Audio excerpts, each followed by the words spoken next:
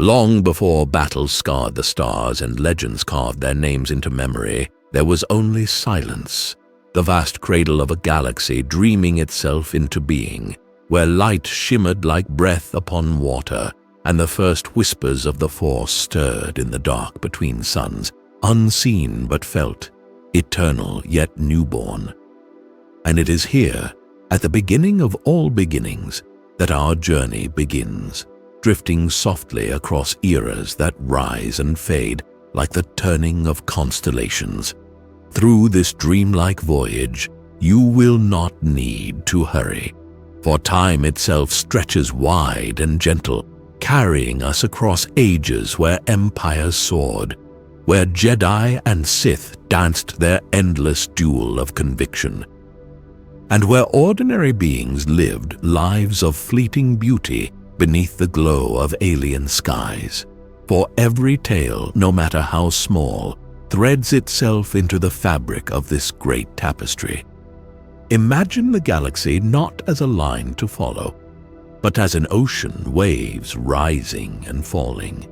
Old republics and new empires like tides pulled by the unseen currents of the Force, and as we drift together, you may let the weight of names and battles soften into melody, for even the darkest wars are but passing storms in the long night of the stars.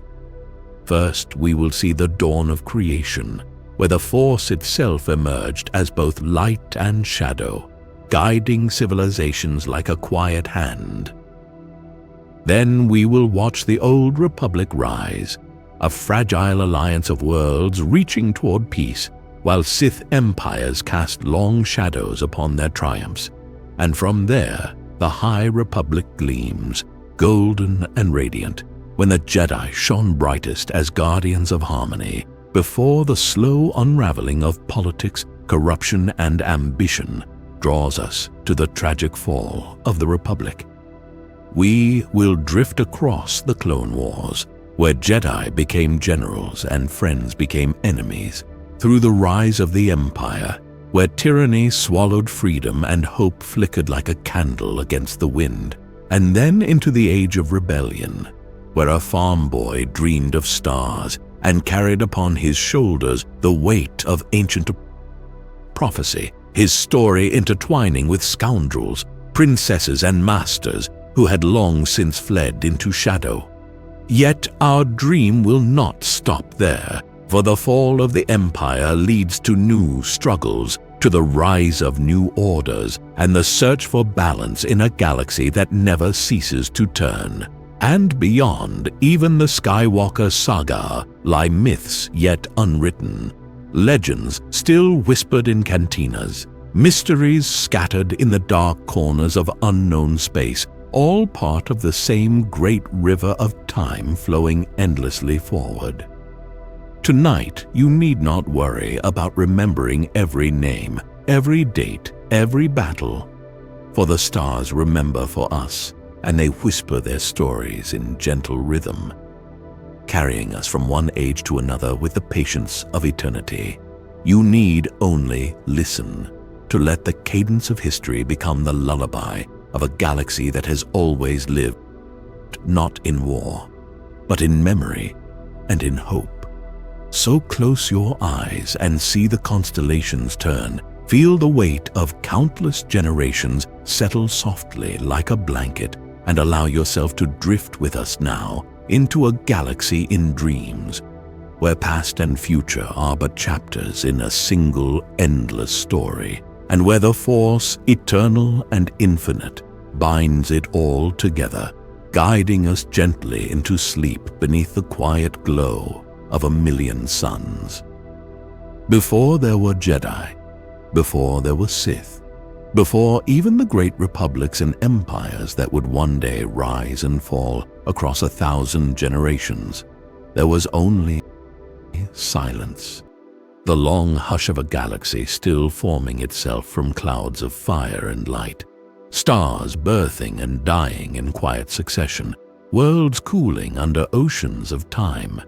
And in that vast emptiness, the first whispers of the Force stirred, unseen currents threading through suns and stone, binding what was to what would be, its song soft and eternal, waiting for those who could hear it.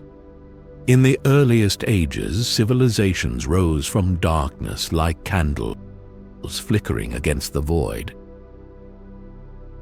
some fading almost as soon as they appeared, others burning bright enough to shape the very stars, and among them none were more fearsome, more terrible than the Rakata of the Infinite Empire, beings who had learned to bend the Force not into harmony, but into domination, their flesh scarred by hunger for power, their eyes turned not toward balance, but conquest, and with their grasp of technology, they built engines of hyperdrive and star maps of cruelty, enslaving species, stripping worlds, and carving the first true empire upon the bones of others. Their reign stretched across thousands of systems, their reach seeming eternal, and yet, as with all empires built upon fear, their glory carried within it the seed of collapse, for the very force they sought to command turned against them. Diseases ravaged their kind, rebellions burned in the shadows of their dominion, and the infinite empire, once as vast as imagination, crumbled into dust, leaving behind ruins, echoes, and secrets that would haunt explorers millennia later. In the wake of their fall, the galaxy stirred anew, species once chained rising to shape their own destinies, and in this silence after tyranny, the Jedi were born. Not yet the great order of golden temples and shining sabers, but small enclaves of seekers who discovered that within themselves they could hear the song of the Force, not as a weapon, but as a harmony, a living current flowing through every stone and tree and star. On Tython, where the balance of the Force was strongest, scholars and mystics gathered, learning first to listen, then to shape, building an early order called the Jedi, guardians not of light or dark, but of balance, students of both serenity and passion, keepers of harmony who believed that to live truly was to walk between extremes. For centuries they sought this balance, but the Force, eternal and infinite, stirred within them division, and from that division came the great schism, for some found themselves drawn not to harmony, but to dominion, to the belief that the dark currents of the Force gave strength to rule, and others clung to the path of light, to service, to peace, and thus were the seeds of Jedi and Sith sown in the dawn of time. As these philosophies hardened into identities, wars were waged across the stars. Ancient duels fought not with the sabers of later ages, but with blades infused with the Force, with powers raw and unchecked, and entire worlds became scars of these conflicts. Yet even amid the destruction, the galaxy dreamed forward, new republics forming, new alliances born, and the story of light and dark became not merely a struggle between individuals, but the very rhythm of galactic history itself, each age rising and falling like the tide of twin moons.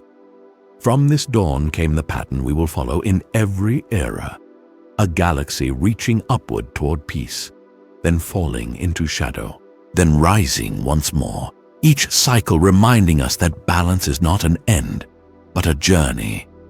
And so, as you drift into the dream of the stars, let the memory of the Rakata fade into silence.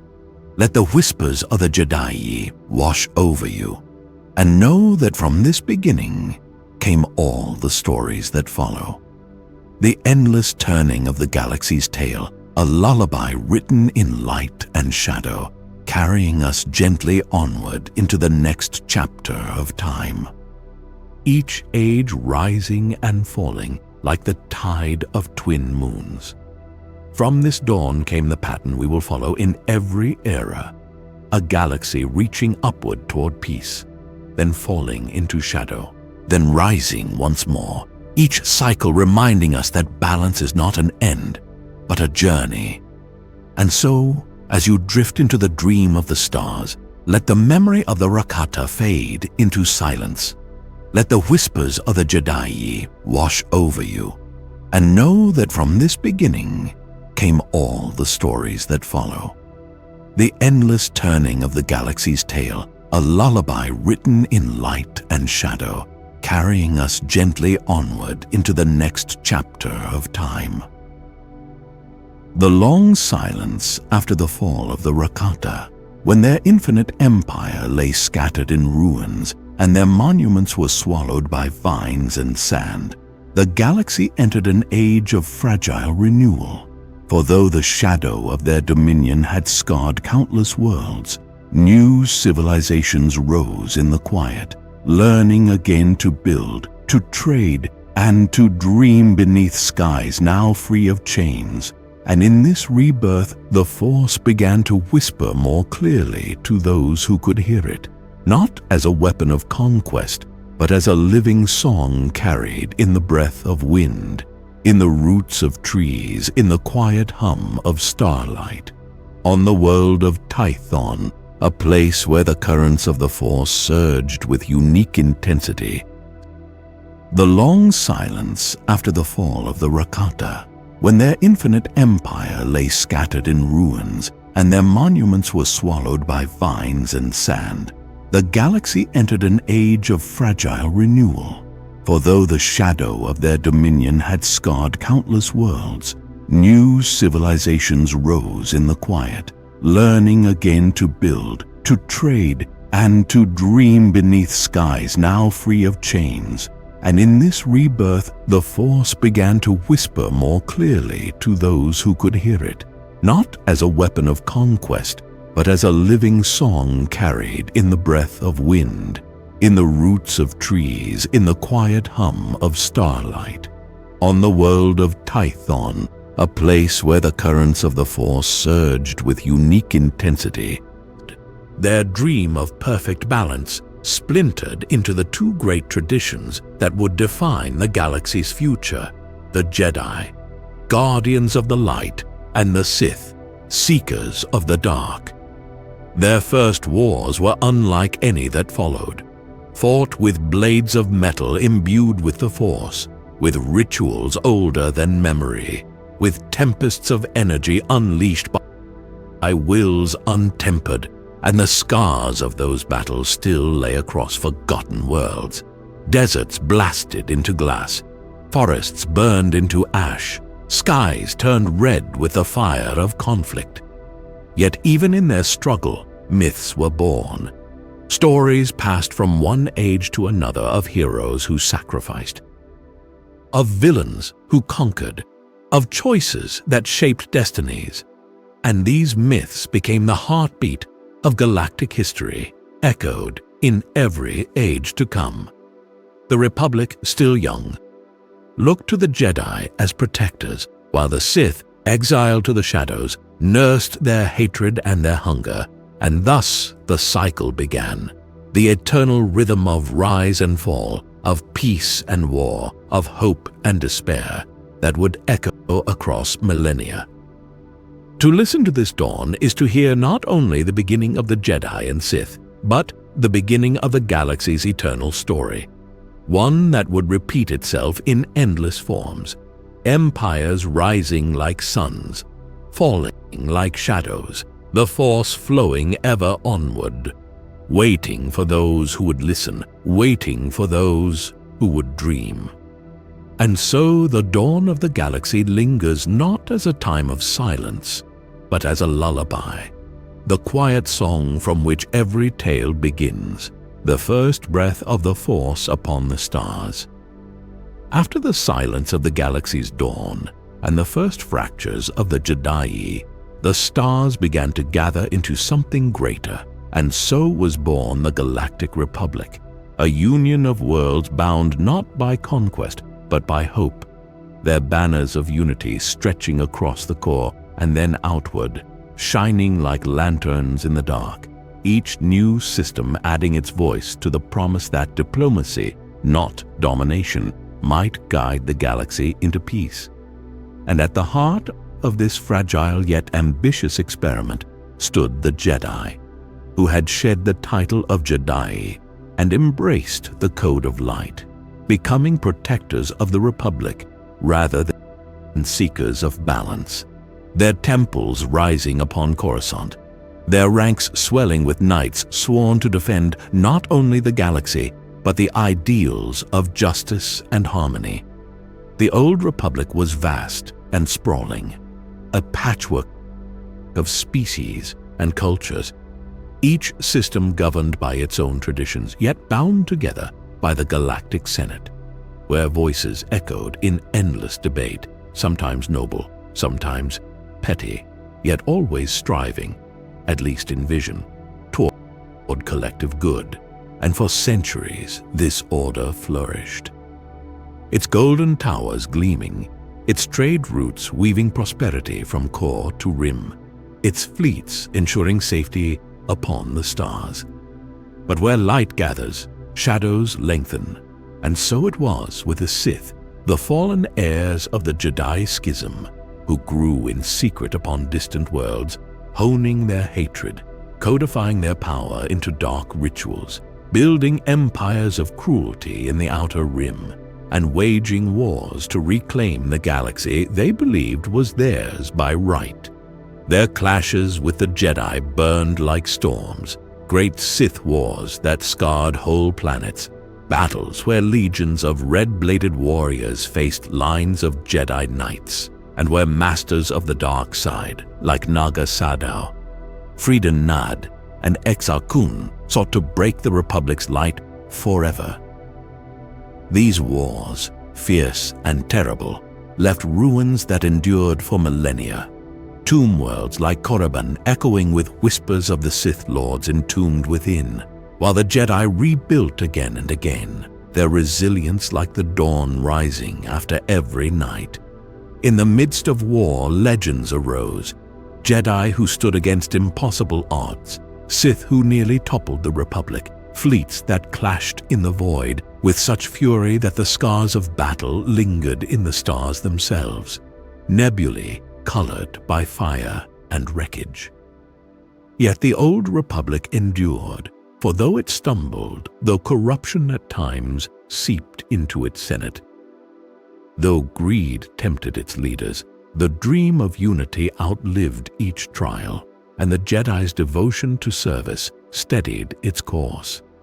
Still, beneath the triumphs, seeds of fragility remained, for the very size of the Republic made it unwieldy, its Senate often slow to act, its reliance on the Jedi both a strength and a danger, and the Sith, though seemingly destroyed, were never truly gone, their rule of two, master and apprentice, ensuring that in secret the dark side always plotted, always waited, always prepared for the moment when the Republic would falter. To drift through the age of the Old Republic is to drift through both glory and shadow, for it was an age when peace seemed possible, when knowledge flourished in the great libraries of Coruscant, when hyperspace lanes carried travelers to distant stars, when Jedi taught children to listen to the Force as one might listen to the wind. And yet it was also an age haunted by wars so vast they became myth, by betrayals that turned knights into tyrants, by the truth that the light could never banish the dark entirely, only hold it at bay. In this way, the Old Republic stands as one of the galaxy's great lullabies, its song rising and falling, telling of the strength of unity and the inevitability of division, of the hope that builds civilizations and the shadows that test them, a reminder that even in the brightest of golden ages, the seeds of night are already sown. The age of the Old Republic was not only one of golden towers and luminous councils, but also of storms that shook its very foundation. For though the Senate dreamed of unity, the galaxy was vast, and in its farthest reaches, shadows stirred that would test the Republic again and again. Among these trials, none was more devastating in its early centuries than the Great Hyperspace War, when explorers charting new routes stumbled blindly into Sith space, awakening an empire that had been growing in the dark since the Jedi Schism, and in their discovery unleashed a conflict that saw Sith fleets pour into the core, red banners unfurling, warlords like Naga Sadow seeking to bring the Republic to its knees. The war blazed across systems, Jedi Knights standing as the Republic's last defense, dueling Sith Lords whose power bent the very stars, until at last the Sith were driven back, their empire shattered, their survivors retreating to Korriban, where the funerary tombs of their fallen still whispered of their hatred and their vow to return. Peace returned, but peace in the Old Republic was always fragile, for even as it healed, other storms gathered. And in time, the Mandalorians, a warrior people from the Outer Rim, rose under the banner of Mandalore the Ultimate, seeking glory in conquest, their fleets sweeping into Republic space with ruthless efficiency, their shock troops burning worlds and enslaving populations.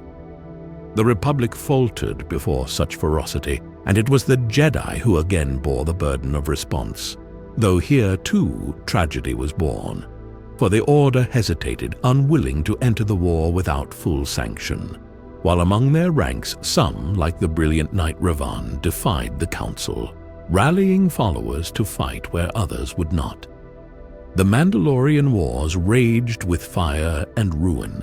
Entire sectors laid waste, but Revan's intervention turned the tide, his strategies bold, his power undeniable. And at Malachor V, he ended the war with a weapon so terrible it scarred the very planet, annihilating both Mandalorians and Jedi alike. And though the Republic was saved, the price was the corruption of a hero, for Revan and his closest ally Malak, hardened by war and drawn by secrets of the dark side, fell into the shadows, declaring themselves Sith, igniting the Jedi civil war that followed. This war, perhaps more than any before, revealed the cyclical tragedy of the Old Republic, for it was not waged by Sith born of ancient tombs, but by fallen Jedi themselves. Brothers and sisters now turned against their own, fleets of Sith-led soldiers burning across the core once more, while the Republic clung desperately to survival. Planets fell, systems broke away, and for a time it seemed the Sith under Revan would succeed. Yet betrayal struck even here, for Malak, ambitious and cruel, turned upon his master, seizing control of the Sith war machine until destiny's strange hand saw Revan redeemed, his memories returned, his blade once more wielded for the light. And with his return the war was ended, Malak slain, the Republic staggering yet unbroken. Still scars remained, scars not only upon worlds, but upon the Jedi themselves, whose numbers dwindled, whose trust in one another weakened, whose faith in the code was shaken by the knowledge that so many of their own had fallen. In this way, the Old Republic continued, enduring, rebuilding, dreaming of lasting peace, even as the seeds of its next conflict were already being sown. For to live in the Old Republic was to live in a galaxy forever balancing between glory and ruin. A cycle of golden ages and dark wars, each generation believing itself safe, only to discover that the shadow of the Sith never truly faded. And so the Old Republic lives in memory as both a lullaby and a warning, a reminder of the galaxy's promise and its peril, of unity that could span thousands of worlds, and of division that could undo it in a single generation. And as you drift deeper into the story, the stars whisper that every age, no matter how bright, carries within it the shadow of the next night. After the wars and scars of the Old Republic, There came an era that shimmered like sunrise upon calm seas, an age remembered in song and memory as the High Republic, when the Jedi stood not as weary defenders forever battling shadows, but as luminous beacons, radiant in their unity, guardians of peace at the very height of their wisdom, their golden robes and gleaming sabers symbols of balance across the stars. In this age, the Republic too was strong, not yet decayed by the corruption of later centuries, but hopeful, expanding into the farthest reaches of the galaxy with optimism that each new world added to the fold might flourish under the light of collective unity. And to guide that dream, the Jedi ventured alongside explorers, not as generals nor as warriors, but as pathfinders, healers, mediators, protectors who built bridges where once there had been only distance.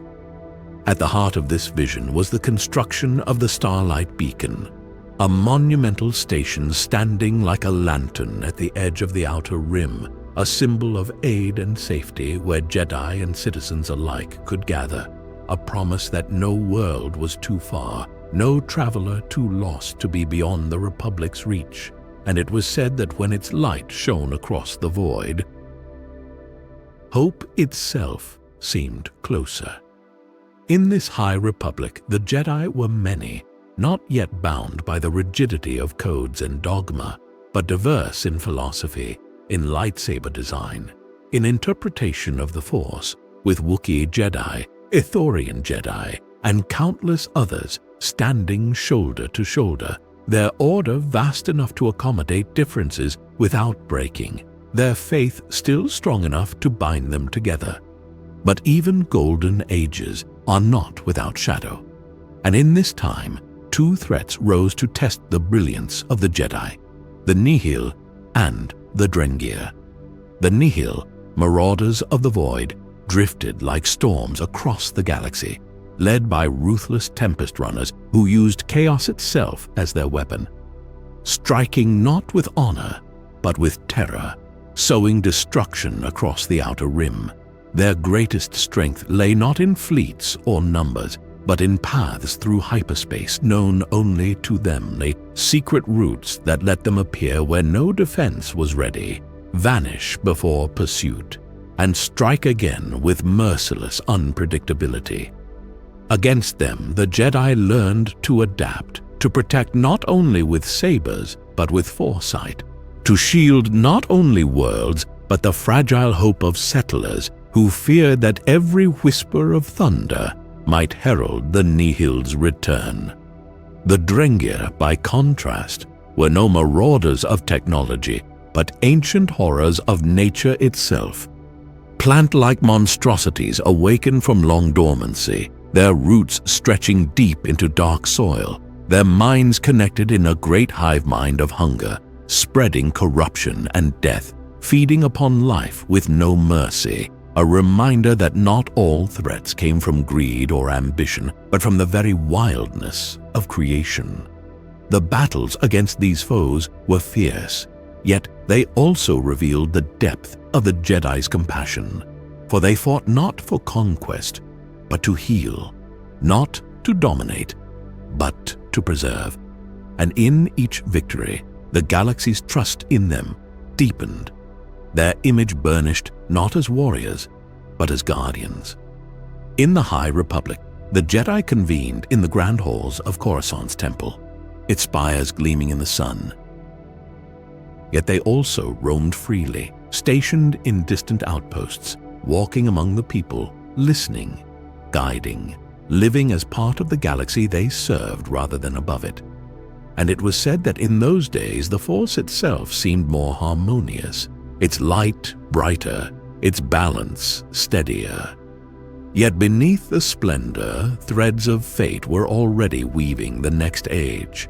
For though the Nihil and Drengir would be defeated, their storms and roots left scars that could not be forgotten, scars that hinted that even at the height of glory, the galaxy was never safe from change. And so the High Republic remains a lullaby of light, An age when the Jedi's song was strong, when the Republic's dream felt real, when the stars seemed united in hope.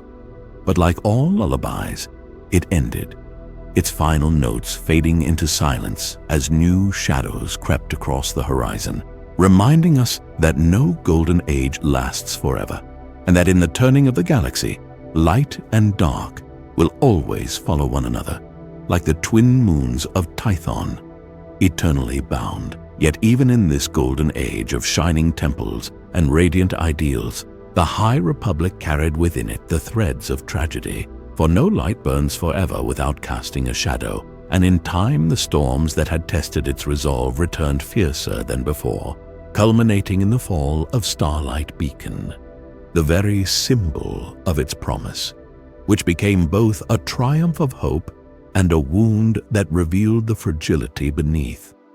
For when Starlight was first lit, its signal reached across the outer rim as a promise that no system was forgotten, that the Republic and Jedi would stand at their side, and in its halls Jedi like Avar Kriss, the voice of the Force, guided others with luminous compassion, while Elzar Mann, brilliant yet flawed, wrestled with visions and passions that foreshadowed the difficulties to come, and Stellan Gios, noble and steadfast, served as a bridge between the Jedi and the Republic, their lives weaving together the vibrancy of this era.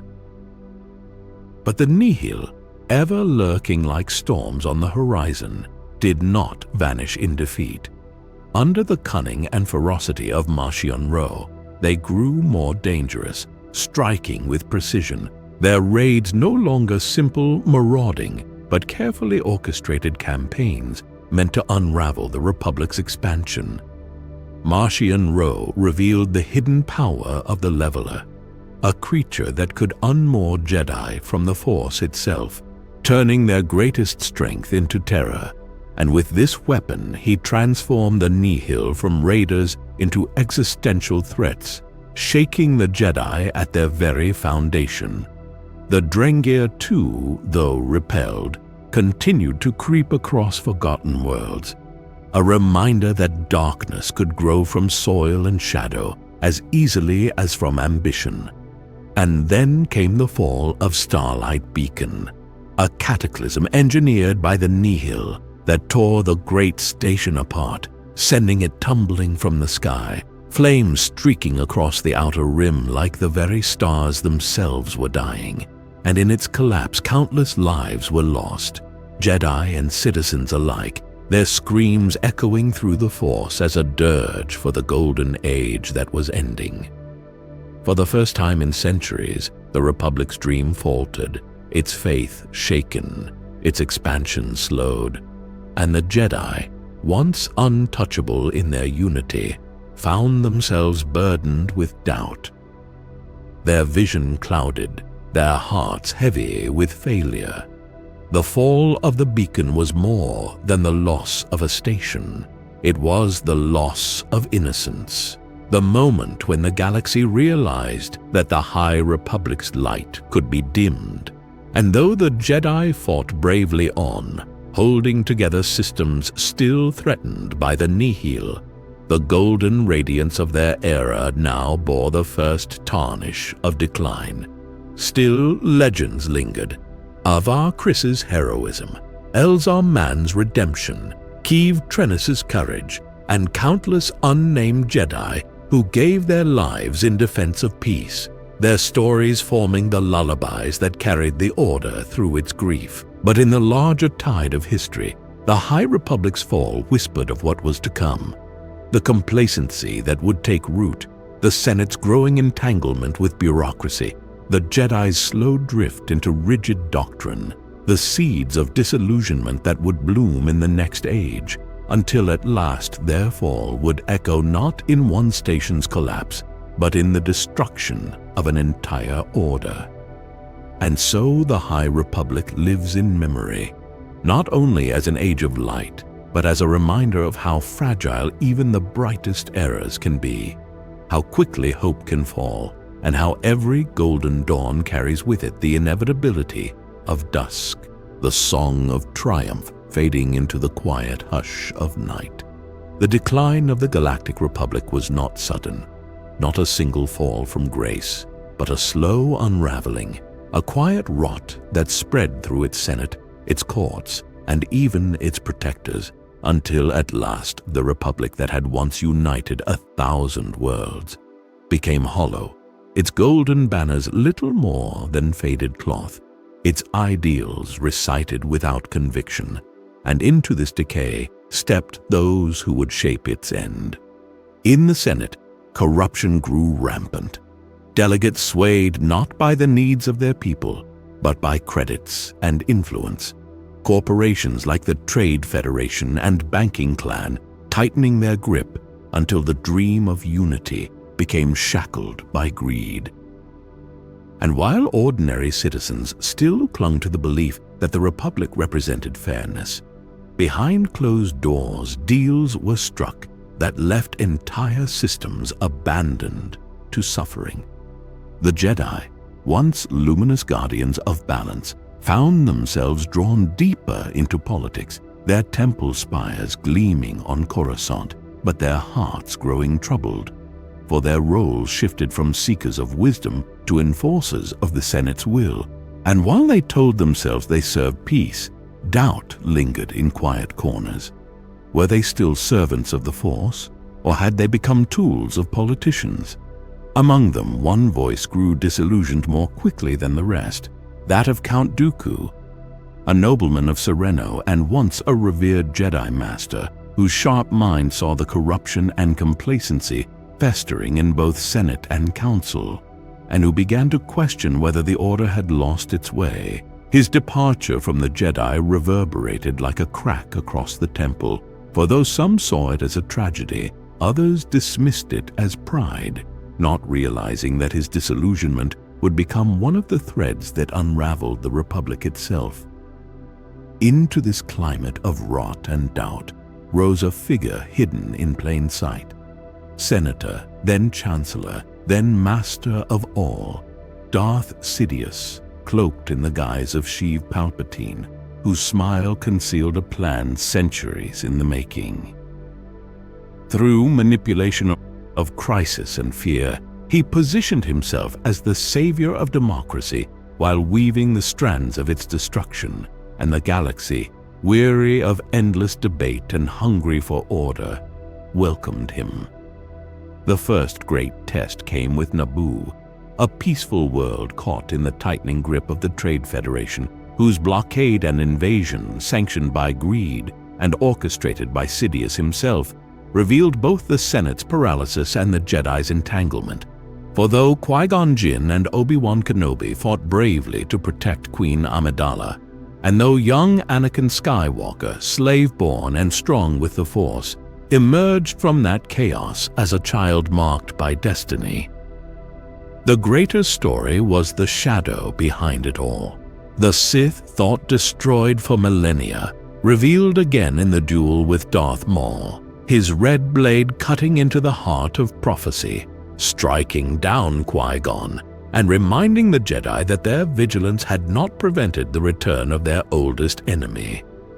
Yet the Council, blind in its serenity, chose not to face the truth fully, choosing instead to bind Anakin into the Order despite their unease, to watch Palpatine rise to Chancellor despite their suspicions, to believe that vigilance alone would shield them from the storm already forming. And so the Republic staggered forward, its Senate louder, its corruption deeper, its Jedi less certain, while Sidious smiled from the shadows, each crisis bringing him closer to absolute control.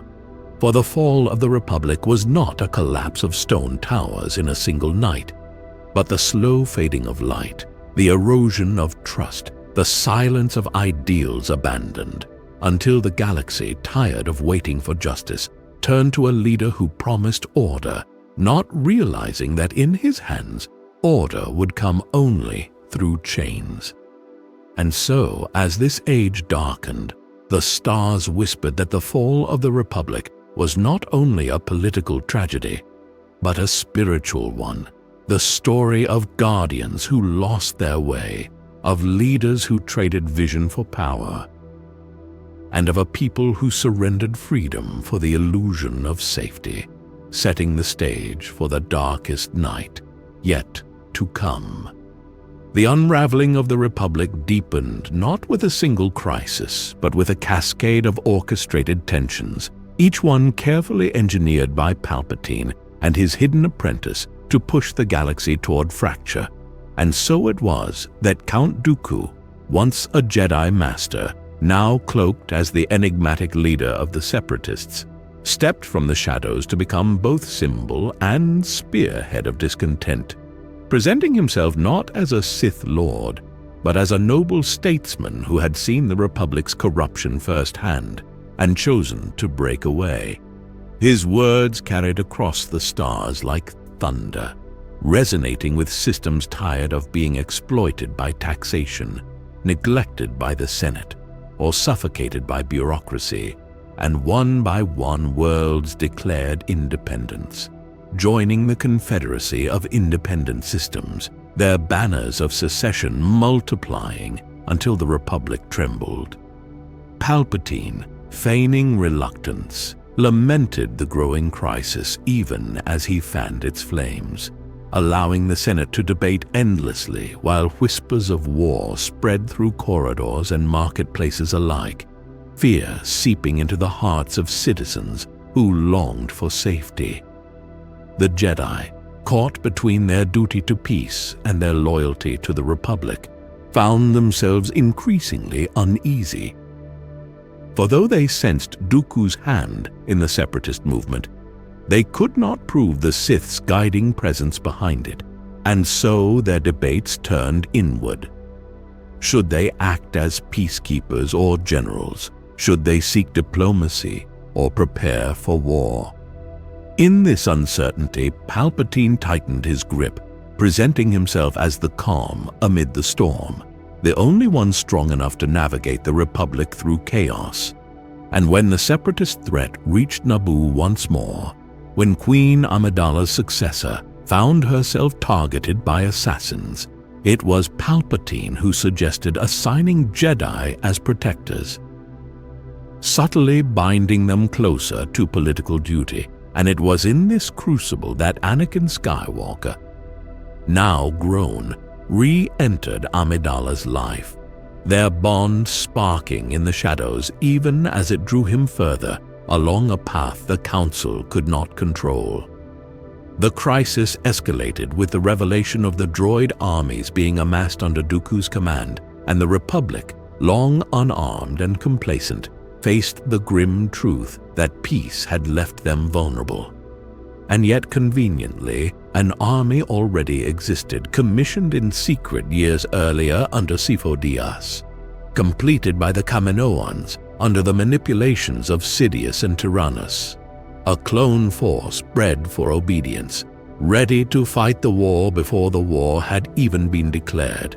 The Senate, gripped by fear, granted Palpatine emergency powers, his authority expanding in a single vote, cheered by those desperate for safety and unseen by those who realized it was the death knell of democracy. The Jedi, now tethered to this army they had not created but were bound to lead, stepped into the role of generals, their lightsabers igniting not for mediation but for command, and the galaxy was plunged into the Clone Wars. Thus, the fall of the Republic was sealed not in a moment of destruction, but in 1,000 quiet concessions. A chancellor granted too much power, a Senate too weak to resist, Jedi too entangled to walk away, and a people too afraid to question. In the grand halls of Coruscant, senators still debated laws, but their voices were drowned by the thunder of marching clones. In the temples of the Jedi, children still learned to feel the Force, but their masters prepared them for war. And in the shadows, Palpatine smiled, every move foreseen, every choice controlled, every piece sliding into place, until the Republic's fall was no longer a possibility, but an inevitability. Its light, dimming into the long night that would soon be called Empire. The galaxy burned with the thunder of war, and though the Clone Wars began as a single spark at Geonosis, it spread in an instant to every corner of the Republic. A storm that no world could escape, for this was no small rebellion, but a conflict vast enough to engulf entire sectors, fought not only with fleets and soldiers, but with ideals, with loyalties torn asunder, with choices that bound every being into the tide of history. The Jedi, once keepers of peace, found themselves thrust into the role of generals, leading legions of clone troopers bred for war, their lightsabers flashing not in defense of diplomacy, but in command of armies. And while they told themselves it was duty, many felt in their hearts the unease of straying from the path of guardians into the mantle of warriors. War, their lightsabers flashing not in defense of diplomacy, but in command of armies. And while they told themselves it was duty, many felt in their hearts the unease of straying from the path of guardians into the mantle of warriors. On Coruscant, Palpatine held the Senate in thrall, his emergency powers expanding with every battle, his promises of safety welcomed by a people weary of fear. And in the shadows he smiled, for each victory and each defeat drew the Republic deeper into his grasp, while Dooku, his apprentice and enemy both, commanded the Separatists with charisma and skill, his words convincing countless systems that secession was liberation, his fleets and droid armies overwhelming defenses with endless precision. The war was fought on jungle worlds where walkers sank into swamps, on frozen plains where blizzards swallowed armies, in cities where citizens cowered as starships burned across the skies. On Coruscant, Palpatine held the Senate in thrall, his emergency powers expanding with every battle, his promises of safety welcomed by a people weary of fear. And in the shadows he smiled, for each victory and each defeat drew the Republic deeper into his grasp, while Dooku, his apprentice and enemy both, commanded the Separatists with charisma and skill, his words convincing countless systems that secession was liberation, his fleets and droid armies overwhelming defenses with endless precision. The war was fought on jungle worlds where walkers sank into swamps, on frozen plains where blizzards swallowed armies, in cities where citizens cowered as starships burned across the skies. None of them understood, a fate sealed long before they had names. Civilians caught in sieges suffered in silence, their homes shattered by battles waged in the name of freedom, but felt only as fire and hunger. The war also birthed new horrors, from General Grievous, the cyborg commander, whose collection of lightsabers clattered as trophies of fallen Jedi, to Asajj Ventress, Dooku's assassin, striking with lethal precision in the name of a master who would discard her when she grew too strong.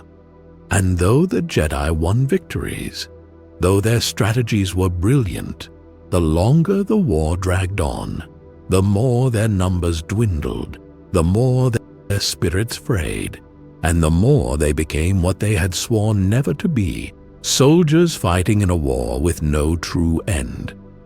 For in truth, the Clone Wars were never meant to be won, but to exhaust, to consume, to spread the Jedi so thin that when the final command came, they would be swept aside in a single night. And so every battle, no matter how decisive, was a step in Sidious's grand design. Every hero's victory a march toward their own undoing. Yet amid the despair, bonds were forged between Jedi and clones, between master and student, between brothers in arms who fought knowing their lives were brief, but their courage eternal. And it is in those bonds that the war remains remembered not only as a tragedy, but as a testament to resilience. To drift through the Clone Wars is to drift through fire and shadow, through friendships born in chaos, through sacrifices made under burning skies, through the slow dimming of an order that once defined itself by peace, now lost in the endless night of war. And as the stars turn overhead, their voices still whisper of the clones who never chose their fate, of the Jedi who carried burdens too great, of a galaxy that thought itself fighting for freedom, but instead marched willingly into the arms of Empire. As the war deepened and years turned into an endless march of battles, the Clone Wars became not merely a conflict of armies but of hearts, wearing down the very ideals of those who fought within it. And nowhere was this more painfully seen than in the Jedi themselves, whose order, once radiant and untouchable, grew frayed beneath the weight of constant command. Each victory came with losses, each campaign with compromises, and even among their greatest heroes the cost was heavy. For Anakin Skywalker, brilliant and bold, found himself pulled further into the cycle of war, his victories praised yet his anger fed, his bond with his Padawan, Ahsoka Tano, both a source of strength and of sorrow. For when she was wrongfully accused of a bombing within the Jedi Temple and abandoned by the very council sworn to protect truth, she chose to walk away, her departure cutting Anakin's faith in the Order like a blade, leaving him to wonder if loyalty had any meaning in a galaxy where trust could be so easily broken. Beyond the temple spires of Coruscant, the war spread to Mandalore, where Darth Maul returned from the shadows, seized control of the throne, and drew the Jedi into the siege of Mandalore. A battle that would echo as one of the war's final and most fateful campaigns, fought with valor yet shadowed by a sense that destiny was closing in. Ahsoka returned to fight one last time, her duel with Maul reflecting the war itself, a clash of fury and conviction, of cycles repeated, of truths ignored. For Maul, in his bitterness, spoke of Sidious's grand design, warning of a darkness about to consume everything. Yet his words, though true, were dismissed as manipulation, and so the war thundered onward, blind to the doom already written. Across the galaxy, clones fought with unwavering loyalty. Their bonds with Jedi deepened into brotherhood. Yet beneath their courage lay the hidden code of Order 66, a command buried in their very DNA, a secret none of them knew they carried, waiting for the moment when their hands, once raised in salute, would be turned into instruments of execution.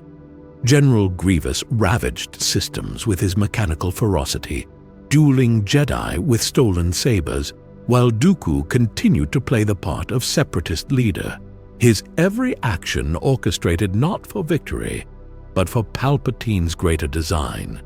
For the Clone Wars were never meant to end in triumph for either side, but to stretch both until they broke, leaving only Sidious's empire to rise from the ruins.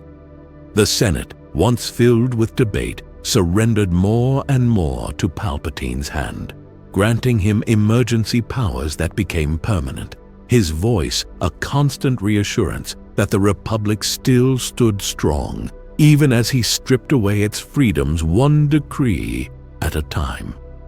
By the final year of the war, the galaxy was weary, its citizens crushed by rationing and fear, its soldiers exhausted by endless campaigns, and even the Jedi, still noble in intent, found themselves unable to deny the truth whispered in quiet halls. They were no longer servants of the Force, but soldiers of the Senate, their destiny no longer guided by the living current, but chained to politics and war.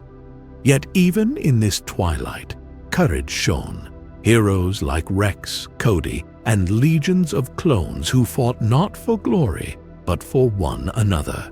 Jedi like Obi-Wan, who still clung to hope despite loss, and Ahsoka, who carried the strength of the Order's ideals even after she had left it behind.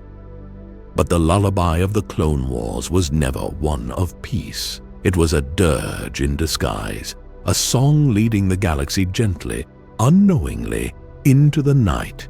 And as its final notes approached, as battles flared across the outer rim in the grand sieges meant to draw Jedi thin, the stage was set for the final betrayal, when the order would be given, when lightsabers and blasters alike would turn upon the very guardians who had fought for freedom, and the Clone Wars would end not in victory, but in silence, as the Republic itself gave way to an empire born of war's ashes. The fall of Anakin Skywalker was not a single leap into darkness, but a long descent, a slow erosion of trust and faith, each step carrying him further from the boy who once dreamed beneath the Tatooine suns into the man who would kneel before Shadow. And though the galaxy saw only a hero, brave general, loyal friend, chosen one destined to bring balance, the truth was that in his heart the storm was already raging, fanned by fear, by love, by ambition, and by the careful whispers of Darth Sidious. It began with doubt, with the wound left by Ahsoka's departure, with frustration at the Jedi Council's mistrust, with the secret burden of his marriage to Padme, whose love was both his strength and his weakness, for in his visions he saw her death, and his terror of losing her eclipsed every vow he had ever sworn. Palpatine, cloaked in the mask of Chancellor, fed that fear with subtlety, presenting himself as a mentor who trusted Anakin when the Council did not, praising his victories, confiding in him secrets, and at last revealing the greatest of them all, that the dark side of the Force held power over life and death, the power to prevent the very loss Anakin dreaded most. Torn between loyalty to the Jedi and desperation to save Padme, Anakin walked a path of conflict, and the final fracture came when the Council, Raul, wary of Palpatine's growing authority, asked him to act as their spy, a betrayal that deepened his sense of isolation until at last, when Palpatine revealed himself as Sidious, the Dark Lord of the Sith, Anakin stood at a precipice. In that moment, he might have chosen light, but fear tightened its grip. Fear that without this forbidden power, Padme would die. And so he knelt, taking the name Darth Vader, his first act a slaughter of the Jedi younglings within the temple, his blade cutting not only through their lives, but through his own soul, severing him from the man he had once been. Across the galaxy, Order 66 thundered like a silent storm. Clone troopers turning on their Jedi generals, the bonds of trust forged in years of war, broken in a single instant, lightsabers extinguished beneath blaster fire, temples burning, silence falling upon the order that had endured for millennia. While Yoda and Obi-Wan fought to survive, Anakin marched upon Mustafar, the separatist leaders falling to his crimson blade, their pleas unheard, their fates sealed not by justice but by Sidious's command. And there upon the fiery rivers of that world, his final confrontation with Obi-Wan came, master and apprentice, brother and brother, clashing in a duel that embodied the tragedy of the age. Their blades sparked against the firestorm, their words filled with sorrow. Obi-Wan pleading for Anakin to turn back, Anakin consumed by rage, and in the end, the duel ended not with triumph, but with ruin. Anakin broken, his body consumed by flame, his spirit shattered, his screams echoing into the molten night.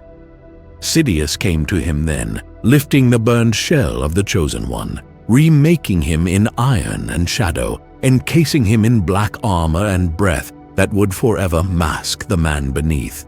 And from that moment, Anakin Skywalker was gone, consumed by Darth Vader, the apprentice Sidious had shaped through years of manipulation. Padme, dying in childbirth, whispered the truth that there was still good in him.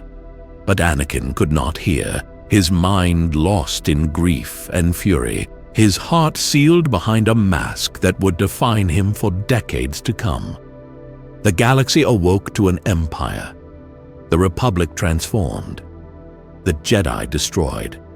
And in the ashes of its fall stood a figure clad in black, whose first breath as Vader marked not only the death of a man, but the death of an age. The fall of Anakin Skywalker, echoing forever as one of the greatest tragedies in the galaxy's long history. A lullaby of light extinguished by fear, leaving only shadow to sing its song. The fall of Anakin Skywalker reached its cruelest depth not only in his betrayal of the Jedi, but in the breaking of his heart. For even as he swore himself to Sidious and committed deeds that silenced the innocence of his soul, he told himself that it was for love, for Padme, for the children she carried, and that every life he took was a necessary sacrifice to secure the power that would let him prevent her death. Yet love, twisted by fear, became obsession, and obsession fed the fire of anger until it consumed the very thing he sought to protect. For when Padme came to him on Mustafar, desperate to pull him back from the abyss, she found not the husband she had married in secret, but a figure already cloaked in shadow, his words filled with justifications, his eyes burning with the promise of an empire where they might rule together. And though she pleaded, though her tears sought the boy she had once comforted on Tatooine, her words could not pierce the fortress of fear that Sidious had built around his heart. And when she rejected his vision, when she cried out that he was breaking everything he had once vowed to protect, his hand, trembling with fury and betrayal, closed around her throat with the power of the Force, silencing her breath until she collapsed, his rage so blinding that he did not see what he had done until it was too late.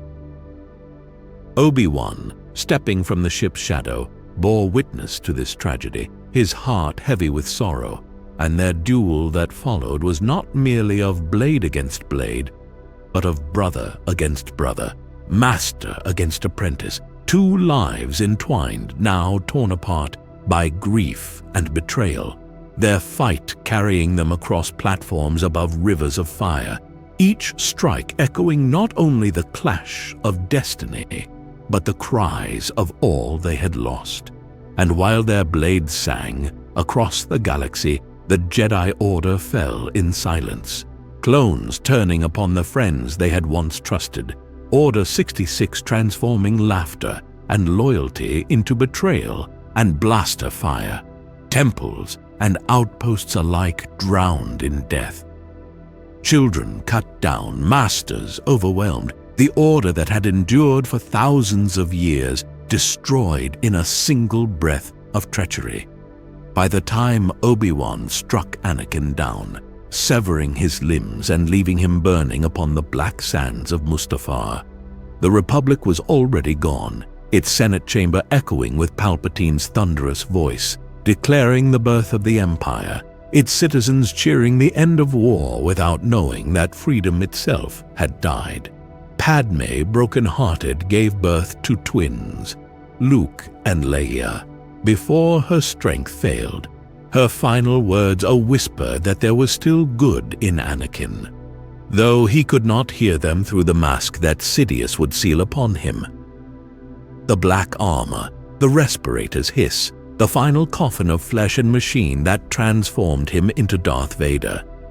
As Palpatine's apprentice rose, the galaxy descended into shadow, the Jedi's ashes scattered, the Republic's ideals silenced, and Anakin Skywalker, once a boy who dreamed of freeing slaves and exploring stars, was buried beneath the weight of betrayal. His fall complete, his destiny now forever bound to the darkness he had embraced. And so the fall of Anakin Skywalker was not only the story of a man's corruption, but the story of an age undone, the triumph of fear over hope, of control over compassion, of night over day. And though in time redemption would come, in this moment the galaxy could only sleep under the shadow of his fall, the lullaby of a chosen one who had become the very storm he was meant to end. The birth of the Galactic Empire was heralded not by silence but by thunderous applause, the Senate rising to its feet in unison as Palpatine, his voice grave with feigned sorrow, declared that the Republic was no more, that in its place stood an empire meant to ensure stability and security, and so democracy died to cheers, its golden age surrendered to chains willingly clasped by a people weary of war. Across the galaxy, banners were changed. Clones now marched under the Imperial crest, and Jedi temples burned in the night, their silence a reminder that the guardians of the old order had been swept aside in a single stroke, their voices extinguished by betrayal and blaster fire, their legacy scattered into exile. At the center of this new order stood Darth Vader, no longer Anakin Skywalker, but the Emperor's black-armored fist, his every step a drumbeat of fear, his breathing a constant reminder of the price of defiance, and where he walked, rebellion withered, hope fled, and entire worlds submitted. His purpose was twofold: to hunt the Jedi who remained, driving them from their hiding places, and to enforce the will of the Emperor without question, his blade flashing crimson against those who dared resist, his presence reshaping the galaxy into an empire of silence. Yet even as the empire grew, its cruelty laid seeds of resistance, whispers in cantinas and marketplaces, families grieving for lost freedoms, leaders driven into hiding who plotted in shadows, their voices too small to be heard in that first decade, but destined in time to become the chorus of rebellion. The galaxy itself bore the weight of change. Coruscant's Senate chambers, once vibrant with debate, now echoed with staged speeches where dissent was drowned beneath thunderous approval. The Outer Rim, once promised safety, now found itself exploited, its resources stripped to feed imperial ambition. Alien species, once welcomed, were now marginalized. Human-centric rule shaping the empire into a rigid hierarchy where diversity was no longer strength but suspicion. The Jedi, few in number, were scattered, Yoda hiding on Dagobah, Obi-Wan watching over a child beneath the twin suns of Tatooine, while others, nameless and forgotten, lived in fear, their sabers buried, their presence cloaked, their connection to the Force a secret kept even from themselves. For to be Jedi now was to carry a death sentence. And while the galaxy adjusted to the new order, Vader himself became a symbol not of triumph, but of tragedy, for though his armor was strong, his spirit was wounded. And every breath he drew in that mechanical rasp was a reminder of what he had lost: Padme, his children, his brotherhood, and the very name Anakin Skywalker. The Age of the Empire was not merely political, but spiritual, a shadow that dulled the Force itself, making the galaxy feel colder, heavier, as if even the stars dimmed beneath its rule. And yet, in this long night, faint sparks still glimmered, not yet flames, not yet strong enough to defy, but enough to remind the galaxy that empires, like all things, do not last forever. For now, though, the empire stretched unchallenged, a colossus built upon fear, its fleets patrolling every system, its stormtroopers enforcing every decree. And the lullaby of freedom became a memory told in whispers, replaced by the hiss of Vader's breath and the iron voice of Palpatine declaring, "Order, eternal, the galaxy asleep beneath the shadow of its new masters." In the years that followed the Republic's fall, the age of the Empire settled like a weight upon the galaxy, each world adjusting to the new reality of imperial rule. And while the Senate still met in name, its debates were hollow echoes of the past, for real power no longer lay in chambers of marble, but in the iron fist of Palpatine and the shadowed presence of his apprentice. Darth Vader, once Anakin Skywalker, became not only the enforcer of his master's will, but the nightmare whispered in the dark. The figure who would arrive unannounced on distant worlds, his black armor gleaming, his lightsaber igniting, his mechanical breath filling the silence before Jedi fugitives were cut down where they stood. To aid him, Palpatine created the Inquisitorius, an order of fallen Jedi and Force sensitives twisted into hunters, their purpose to scour the galaxy for survivors of Order 66, rooting them out from caves, villages, and forgotten temples. And with every death, the flame of the old order dimmed further. Worlds that had once been proud members of the Republic now bent beneath garrisons of stormtroopers, their resources stripped to fuel imperial factories, their voices silenced by fear. On Kashyyyk, Wookiees were enslaved, their strength harnessed to build war machines, while on Lothal, fertile plains became fields of industry, the hum of harvest replaced by the thunder of TIE engines. Yet even as oppression deepened, sparks of resistance glimmered.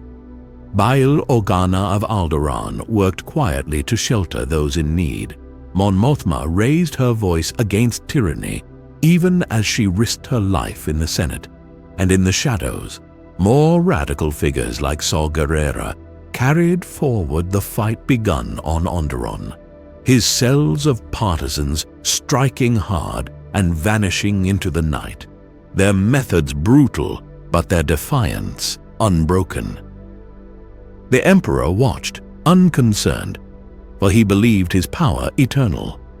And indeed, for many years, the Empire seemed unshakable, its fleets patrolling hyperspace lanes, its stormtroopers marching in endless ranks, its propaganda painting Vader as a symbol of invincibility.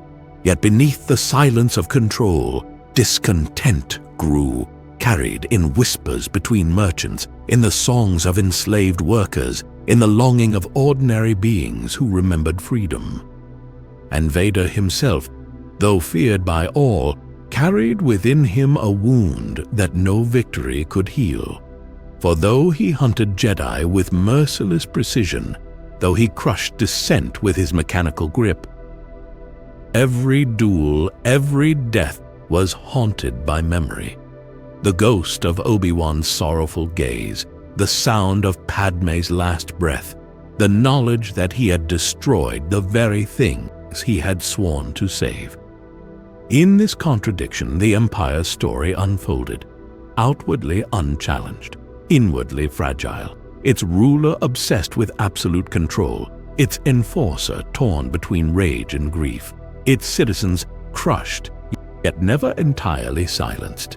And thus, the age of the Empire was both long night and gathering storm, a lullaby of oppression played in minor chords, waiting for the day when sparks would become fire and rebellion would awaken to turn shadow into dawn. The age of the Empire stretched on like an endless night, its darkness not born of sudden conquest but of quiet suffocation. For world by world, the imperial machine tightened its grip, its fleets establishing checkpoints along trade routes, its governors replacing planetary councils, its propaganda seeping into classrooms and plazas until freedom became not a memory, but a rumor. something spoken of in hushed voices rather than demanded aloud. In the Senate, voices that once dared to question were drowned beneath waves of orchestrated applause, senators learning quickly that to oppose the emperor was to risk ruin, while those who complied enjoyed wealth and protection. Their loyalty purchased not with belief, but with fear. And so the chamber that once symbolized debate became a theater of obedience, its applause as hollow as the republic it replaced. On countless worlds, stormtroopers patrolled markets and streets, faceless enforcers of a faceless state, while in orbit star destroyers blotted out skies, their mere presence silencing dissent before words could be spoken. The Jedi purge continued in shadows, Vader and his inquisitors hunting relentlessly. Each survivor discovered an echo of what once was, each death another stitch sewn into the Empire's tapestry of control.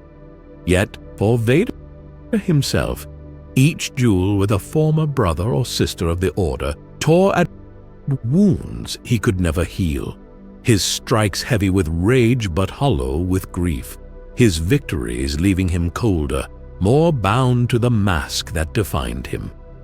Worlds that had once thrived on freedom, like Kashyyyk, Mon Cala, and Ryloth, felt chains close around them, their cultures crushed, their people enslaved or scattered.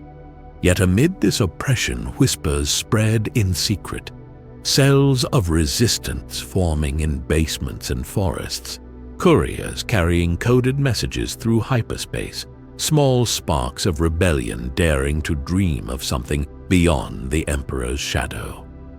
But these sparks were fragile, scattered, and often crushed before they could ignite. For the Empire's gaze was vast, and its reach seemed endless, stretching from the core world's glittering towers to the outer rim's forgotten dust. For most, survival became submission, hope became silence. And yet even in the silence, the galaxy remembered Jedi who once brought peace, remembered leaders who once spoke truth, remembered a time when the stars themselves felt brighter. And these memories, though buried, remained seeds waiting for the right season. Thus, the age of the Empire, though it seemed unbreakable, carried within it the inevitability of its own decline. For no night, no matter how long, can prevent the dawn forever. And while Palpatine believed his rule eternal, and Vader enforced it with unrelenting fury, the galaxy, in its quiet dreaming, was already beginning to awaken.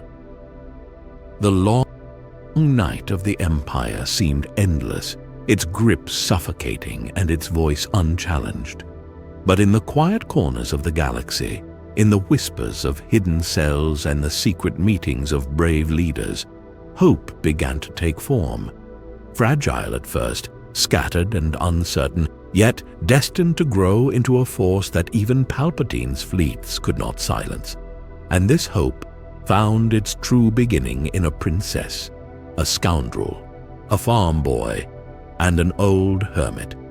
Four lives woven together by destiny to awaken the light once more. Princess Leia Organa of Alderaan, raised in the halls of nobility, yet trained in the arts of resistance by her adoptive father Bail, became one of the Rebel Alliance's brightest leaders. Her courage unshaken even when captured, her words defiant even in the presence of Darth Vader. For within her she carried not only the stolen plans of the Death Star, but the unyielding belief that tyranny could be fought. Luke Skywalker, a boy on Tatooine who dreamed of stars as he gazed at the twin suns, knew nothing of destiny beyond the desire to leave the dust behind. Yet in the quiet heart of his longing lay the spark of his father's legacy, waiting for the moment when Obi-Wan Kenobi, cloaked in years of exile, would place into his hands the lightsaber of Anakin Skywalker and begin the tale anew. Han Solo, a smuggler whose life was measured in credits and escapes, and Chewbacca, his loyal co-pilot, cared little for causes or rebellions, yet found themselves drawn into a fight that would reshape their lives.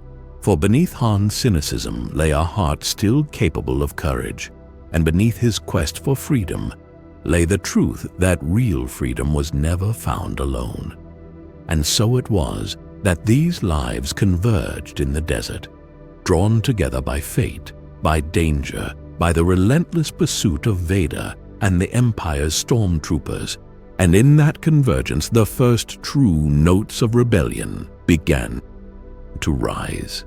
The Death Star, a weapon of unimaginable terror, capable of reducing whole worlds to ash in a single moment, stood as the embodiment of the Empire's power, yet it was also its weakness, for the arrogance of Palpatine and Tarkin believed no weapon so vast could be challenged, no weakness so small could matter, and in that arrogance lay the path of hope. Alderaan fell, its skies torn apart in a flash of light, its people silenced in an instant, yet from its destruction the galaxy's resolve only deepened. For no empire, no matter how powerful, could erase the grief of billions or silence the anger of the free. The rebellion gathered, desperate, outnumbered, but willing to fight. And when Luke, guided by Obi-Wan's wisdom and the Force awakening within him, piloted his X-Wing into the trench of the Death Star, the galaxy held its breath. With Vader's fighter at his back, with his comrades falling around him, with a target ahead and the ghostly voice of his master urging him to trust in the Force, Luke chose faith over fear. And with that single choice, that single torpedo guided not by machines but by destiny, the Death Star was undone, its fire turning inward, its shadow torn apart, its silence shattered into light. For the first time in a generation, the Empire faltered, its invincibility cracked, its terror answered by triumph, and the galaxy knew that hope had not died, that heroes could rise, that even in the longest night, the dawn could return. Thus began a new era, not yet victory, not yet freedom, but awakening. For in Luke Skywalker, the legend of the Jedi was reborn. In Leia Organa, the rebellion found its heart. In Han Solo, it found courage beyond self-interest, and in the Force itself, the galaxy felt once more the stirring of balance, faint but growing, a song carried in whispers and stars alike. The destruction of the Death Star at Yavin was more than a victory. It was a spark that lit the galaxy, a moment when fear gave way to faith, and though the rebellion remained small, fragile, and vastly outnumbered, its triumph shattered the illusion of imperial invincibility, proving that even the mightiest fortress could be undone by courage and trust in the Force. Across the galaxy, whispers of hope grew louder, citizens in cantinas and marketplaces daring to imagine a future beyond the Emperor's rule, while hidden cells of resistance gained strength, emboldened by the knowledge that the Empire could bleed. Yet victory came at a cost, for the Empire, humiliated and enraged, struck back with ferocity, tightening its grip on rebellious systems, hunting for the traitors who had dared defy it. And at the heart of this pursuit stood Darth Vader, no longer content to simply crush the rebellion, but now consumed with obsession. For in Luke Skywalker, he sensed not only the pilot who had undone his weapon, but the echo of something deeper, an unfamiliar yet undeniable connection in the Force that drew him forward, relentless, determined to find and break the boy who had humiliated him at Yavin. Luke, meanwhile, found himself transformed, no longer a farm boy dreaming beneath Tatooine's suns, but a hero of the rebellion, lauded as the new hope of the galaxy, Yet within himself he remained uncertain. His training incomplete, his understanding of the Force still fragile, his grief for Obi-Wan unhealed, his future still a horizon barely glimpsed. Leia's leadership grew stronger, her voice a rallying cry to those scattered across the stars, her strength never wavering even as she carried the weight of Alderaan's loss. While Han Solo, who had once cared only for himself, found that he could no longer turn away, that the friendships he had forged and the cause he had touched were now bound to him as firmly as Chewbacca's loyalty. Together, they forged the beginnings of something greater than scattered cells, a true alliance, a network of leaders, soldiers, and dreamers united by the single belief that the Empire could and must be defeated. Yet even as hope grew, danger deepened, for the Empire's shadow stretched across the galaxy with renewed hunger. Palpatine ordering fleets to scour every corner for the Rebels' base, Vader's pursuit merciless, and the Death Star's destruction only the first battle in a war that would now consume them all. The lullaby of this age was not one of peace, but of awakening. For though darkness still reigned, light had returned, faint but undeniable, carried not in fleets or weapons, but in the courage of ordinary beings who dared to believe in the bond of friends who stood together, and in the quiet strength of a boy who looked to the stars and felt the Force stirring within him, guiding him toward a destiny he could not yet imagine. The Empire's grip, though vast and unyielding, began to tremble as the rebellion grew bolder, and the great saga of its fall unfolded not in a single battle, but in the journeys of those who carried the galaxy's hope. For after the triumph at Yavin, the rebels knew the Empire's vengeance would be relentless, and so they fled into the icy wilderness of Hoth, where beneath glaciers and frozen winds they carved out a hidden base, a fragile sanctuary soon shattered by Imperial might.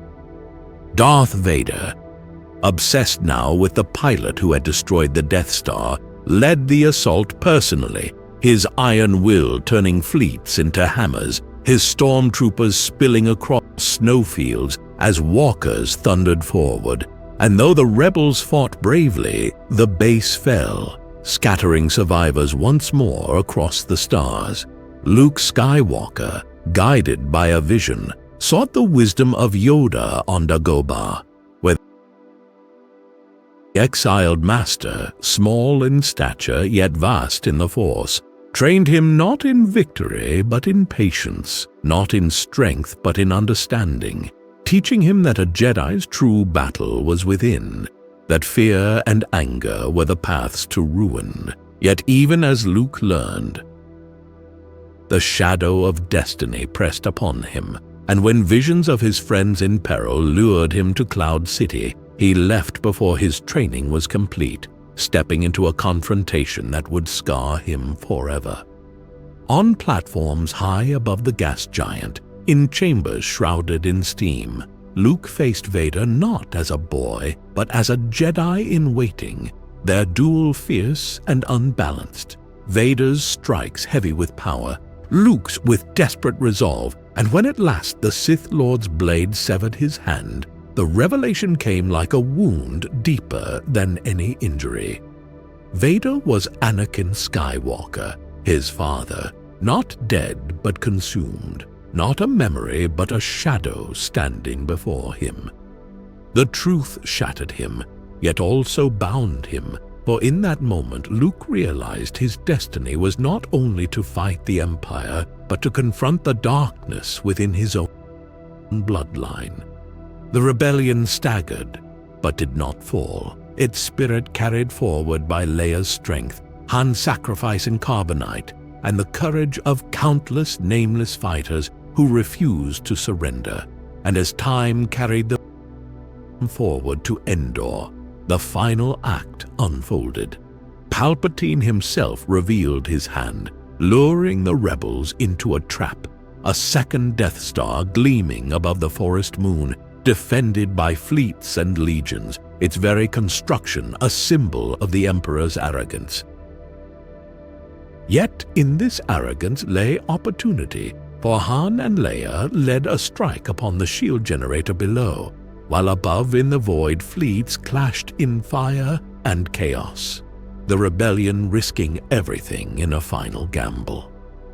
In the heart of the Death Star, Luke confronted his destiny, standing before both Vader and Palpatine, the dark side pressing upon him with the promise of power, the temptation to strike in anger, the lure of saving his friends through domination rather than compassion.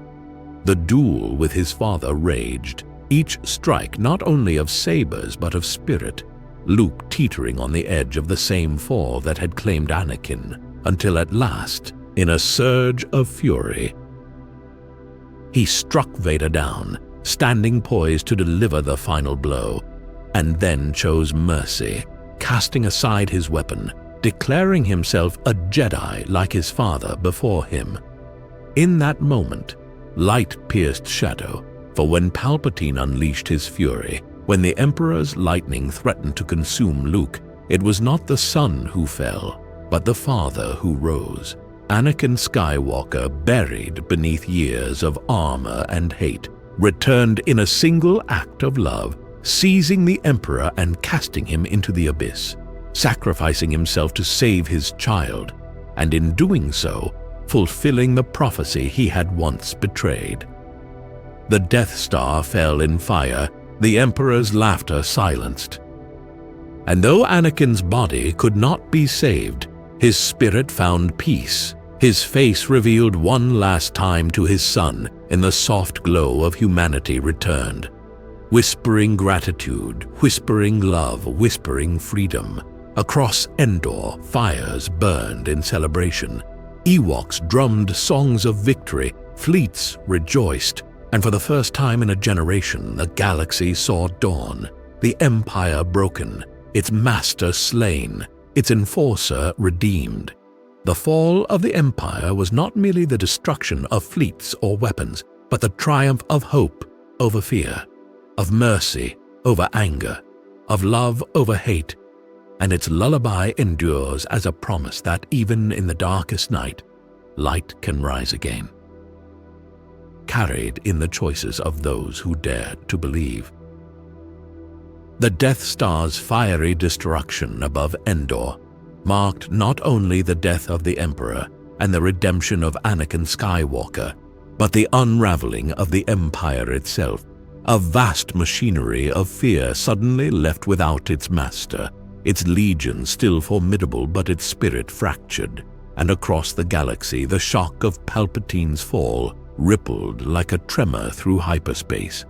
Worlds long chained to imperial rule rose in rebellion, tearing down statues, storming garrisons, reclaiming freedoms once thought lost forever, while others still groaned beneath the weight of governors and admirals unwilling to yield. And so the aftermath of Endor was not immediate peace, but a scattering of battles, pockets of resistance flaring against imperial remnants, each victory and defeat marking the slow crumbling of a regime too vast to fall in a single night.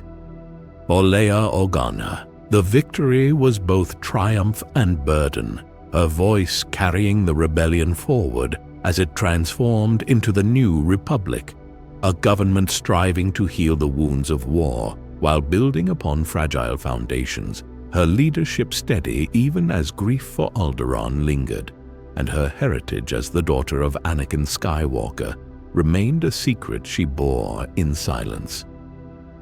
For Han Solo, once a smuggler chasing credits, Endor marked the turning of his path, his loyalty bound now not only to friends, but to a cause, his heart tied to Leia's, their bond becoming a new thread of hope in a galaxy that desperately needed it.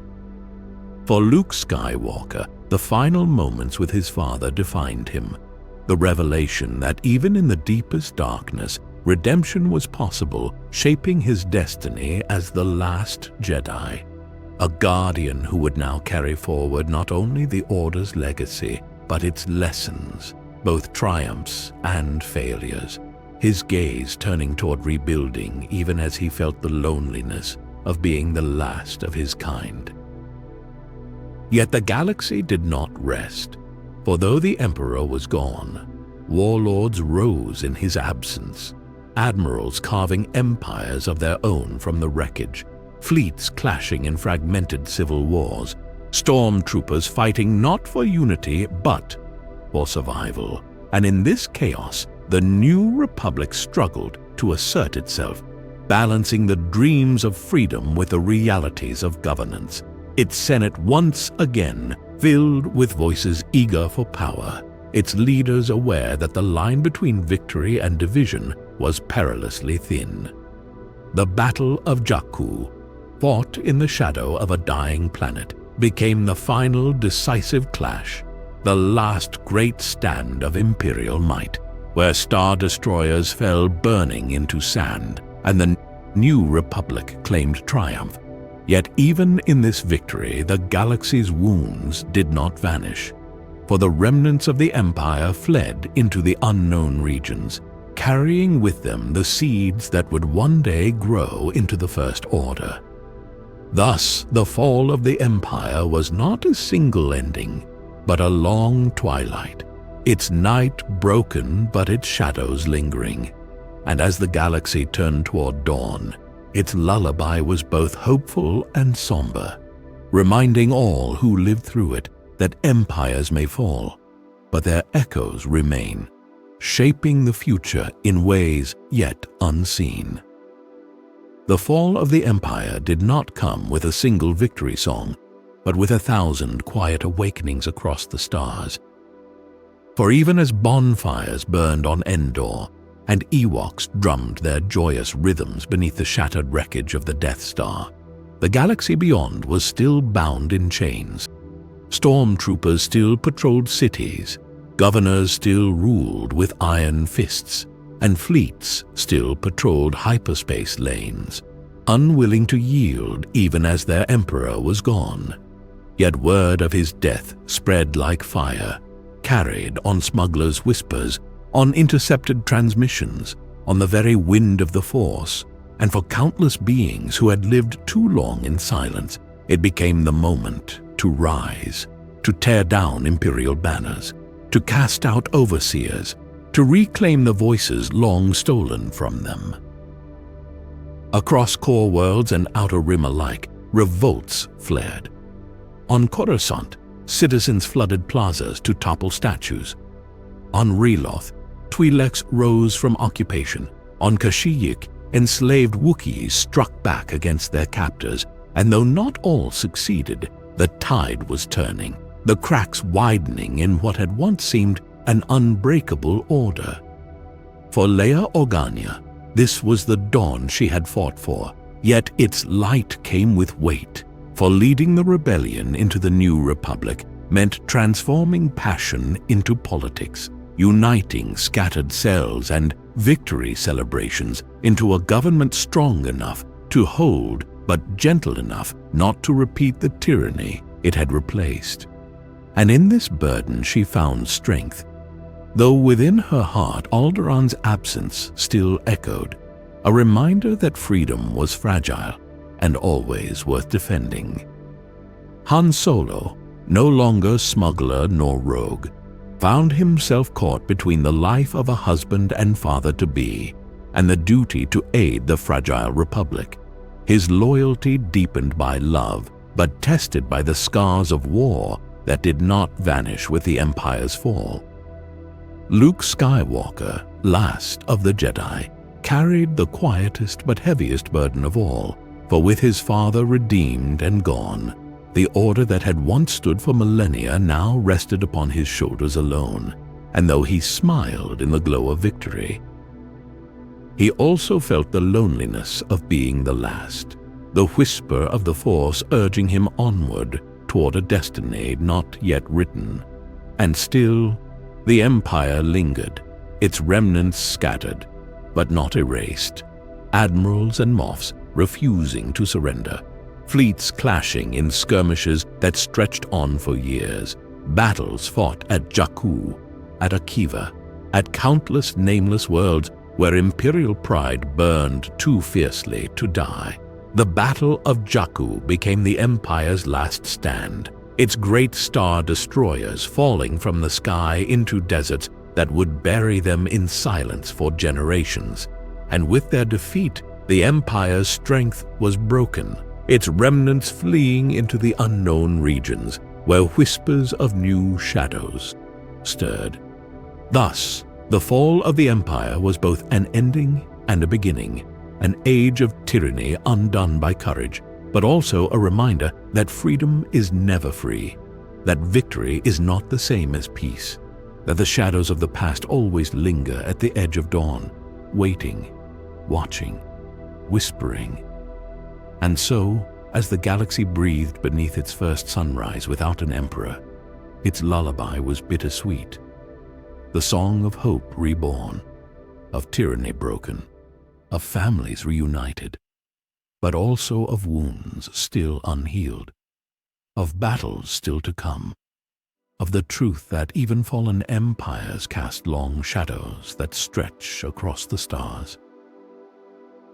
The fall of the Empire brought not only celebration, but uncertainty, for while fireworks lit skies above liberated worlds and statues of Palpatine were toppled in the core, the galaxy that emerged from the ashes was fractured and weary, its scars deep, its unity fragile. And so the New Republic was born, not as a triumphant empire of light, but as a fragile coalition of worlds seeking to rebuild democracy upon foundations still trembling. At its heart was Leia Organa, whose voice carried the weight of Alderaan's loss and the strength of Rebellion's victory. Yet though she spoke with conviction, she also carried the burden of her heritage, the secret that her father was Darth Vader, a truth that if revealed could unravel trust before it was fully earned. In these early years, the New Republic strove to restore justice, dismantling imperial strongholds, redistributing power from Coruscant to a rotating capital, striving to ensure that no world would dominate others as the core once had. But even as they sought fairness, politics returned with all its flaws, senators falling once again into rivalries, factions, and greed, proof that tyranny may fall in a day, but the frailty of governance lingers for generations. Meanwhile, Luke Skywalker, last of the Jedi, carried a quieter burden, traveling across forgotten worlds and ancient ruins in search of knowledge, piecing together the fragments of an order destroyed, gathering texts, artifacts, and memories, determined to rebuild what had been lost, not as the Jedi of the Republic had been, bound to politics, but as true servants of the Force. In time, he found students, and among them was his nephew, Ben Solo, gifted and powerful, yet troubled, for within him flowed not only the light of his mother and uncle, but the shadow of his grandfather, and in Ben's conflict lay the seed of the galaxy's next tragedy. In the shadows of the unknown regions, remnants of the Empire refused to fade, admirals and warlords fleeing into exile, gathering strength in secret, forging new visions of conquest, and from these remnants, under whispers and manipulations, the First Order began to stir, its fleets built in hidden shipyards, its leaders trained in secrecy, waiting for the day when the galaxy's hope would falter and the old fear could return. Even within the New Republic itself, complacency grew, for as years passed, many believed the Empire was gone forever. Their vigilance dulled, their trust in peace too easily given, their focus turned inward toward politics rather than defense, leaving them blind to the storm rising in the dark. Leia, sensing the truth, founded the resistance, A smaller, leaner force outside the New Republic's bureaucracy. A voice of warning dismissed by many as alarmist, yet destined to carry the galaxy's hope when others failed. And in the currents of the Force itself, shadows stirred. Whispers of Sith cultists, echoes of Palpatine's spirit, fragments of darkness unwilling to fade, proving that though the Emperor was gone, the Sith's shadow remained, stretching across time, patient, waiting. Thus, the era of the New Republic was both dawn and dusk, a time of fragile rebuilding and of unseen dangers, a lullaby of fragile peace sung beneath stars still trembling from war, its melody beautiful yet tinged with unease, reminding all who listen that peace without vigilance is but an interlude, and that in every silence shadows wait to be heard. The fragile dawn of the New Republic, though bright with the promise of freedom, carried within it the same fragility that had undone the Old Republic before it. For while citizens cheered and senators debated, shadows gathered unseen, shaping destinies in silence. Luke Skywalker, carrying the legacy of his father and the hope of the galaxy, dedicated himself to restoring the Jedi, traveling across ancient worlds, uncovering temples swallowed by jungle, texts buried in sand, holocrons hidden in ruins, each fragment of wisdom pieced together like a mosaic of memory, until at last he founded an academy, a sanctuary where a new generation of Jedi could be trained, their laughter filling courtyards once silent, their lightsabers humming as symbols not of war, but of renewal. Among his students was his nephew, Ben Solo, son of Leia and Han, heir to a legacy of light and shadow both, his power immense, his heart conflicted, for in him ran the compassion of his mother and the fire of his grandfather, and the whispers of the dark side tugged at him from childhood, sowing seeds of fear that would grow into tragedy. Leia, striving to balance her role as mother, senator, and general, felt the stirrings of that shadow and confided in Luke, entrusting him with Ben's training. Believing that only as a Jedi could her son be guided to balance, yet even as Luke taught him discipline and patience, Ben's heart grew restless, his spirit haunted by the weight of expectations he never asked to carry. And in the shadows, another voice called, Snoke, a puppet of the Sith's lingering will, drawing Ben toward doubt, isolation, and anger. The New Republic, meanwhile, sank into complacency, its Senate fractured by endless debate, its leaders blind to the threat that grew in the unknown regions, where Imperial remnants forged themselves into the First Order, their fleets rising in secret, their ideology sharpened into fanaticism, preparing for a return that the galaxy dismissed impossible. Leia, perceiving the danger, urged vigilance, yet her warnings were drowned in politics, and when her lineage as the daughter of Darth Vader was revealed, many turned from her, her reputation tarnished, her influence stripped, forcing her to leave the Senate and dedicate herself fully to the Resistance, a smaller, defiant force prepared to fight even as the Republic slumbered. Han, unable to reconcile the collapse of his family and the growing darkness in his son, drifted back to old habits. His ship and smuggling runs away to escape grief. While Luke, faced with his greatest failure, saw his academy burn, his students slain or scattered. Ben rising from its ashes as Kylo Ren, apprentice of the dark, his mask echoing his grandfather's, his blade jagged with instability, his heart consumed by anger.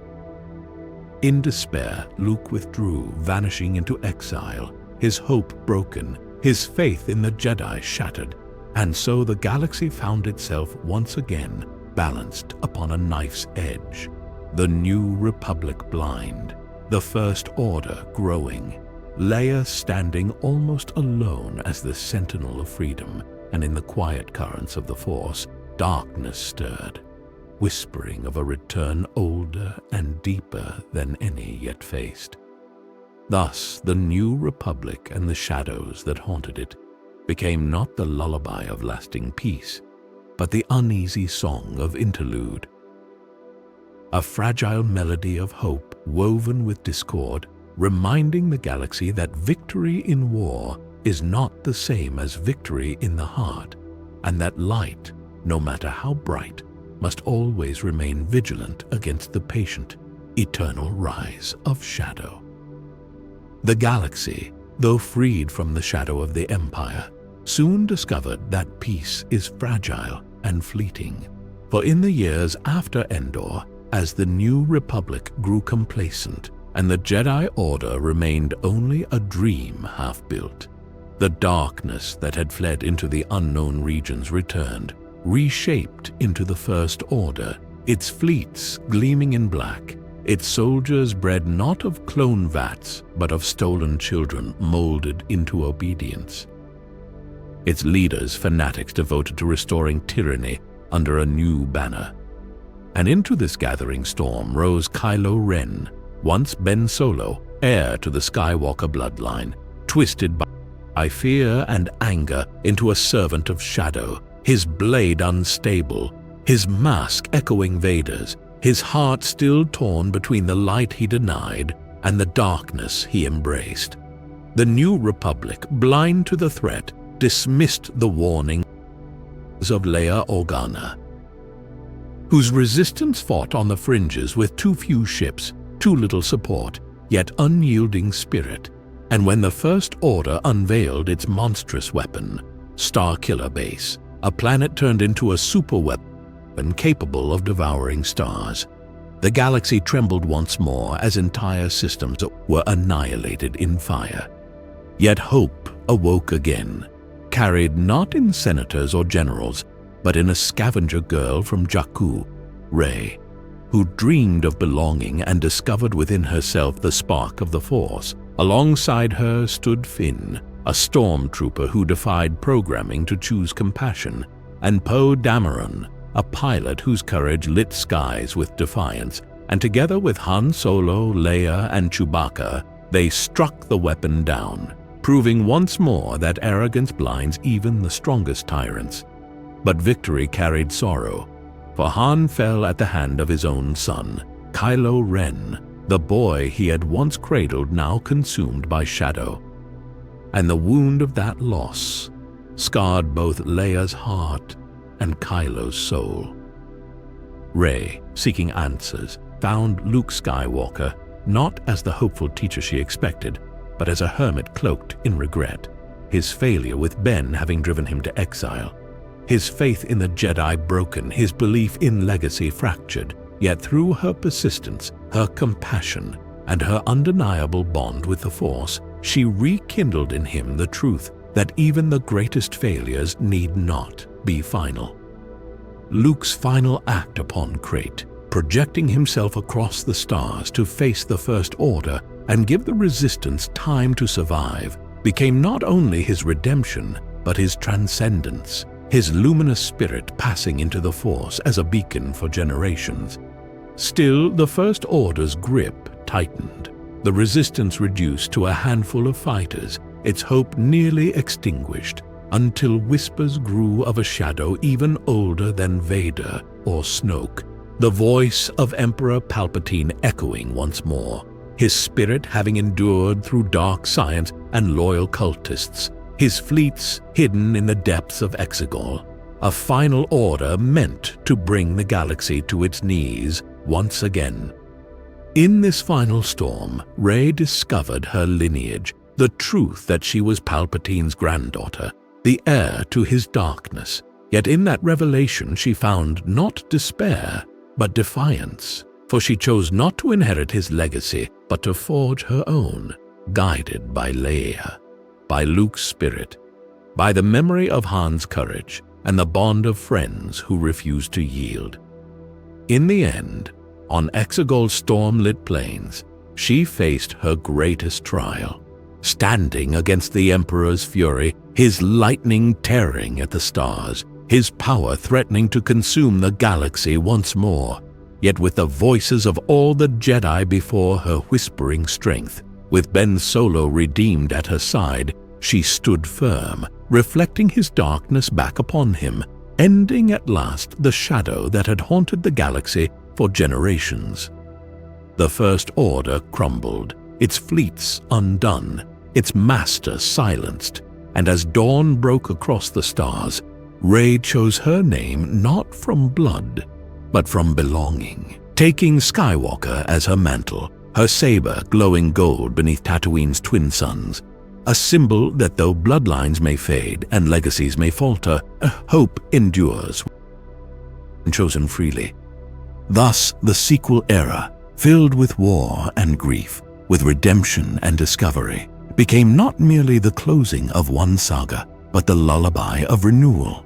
A reminder that though darkness always returns, it is never eternal. For light, chosen again and again, rises always to meet it. The sequel era unfolded not as a story of simple victory, but as a tapestry of struggle, loss, and renewal. For though the First Order seemed unstoppable in the wake of Starkiller Base's fire and the destruction of the New Republic's heart, its rise revealed as much fragility as strength. Its leaders fractured between the raw hunger of General Hux and the haunted fury of Kylo Ren, whose path grew darker even as his spirit remained torn, his loyalty to Snoke a mask for his deeper war within. Rey, awakened to the Force, sought belonging and answers in Luke Skywalker, but found a master broken by regret, a legend unwilling to rise.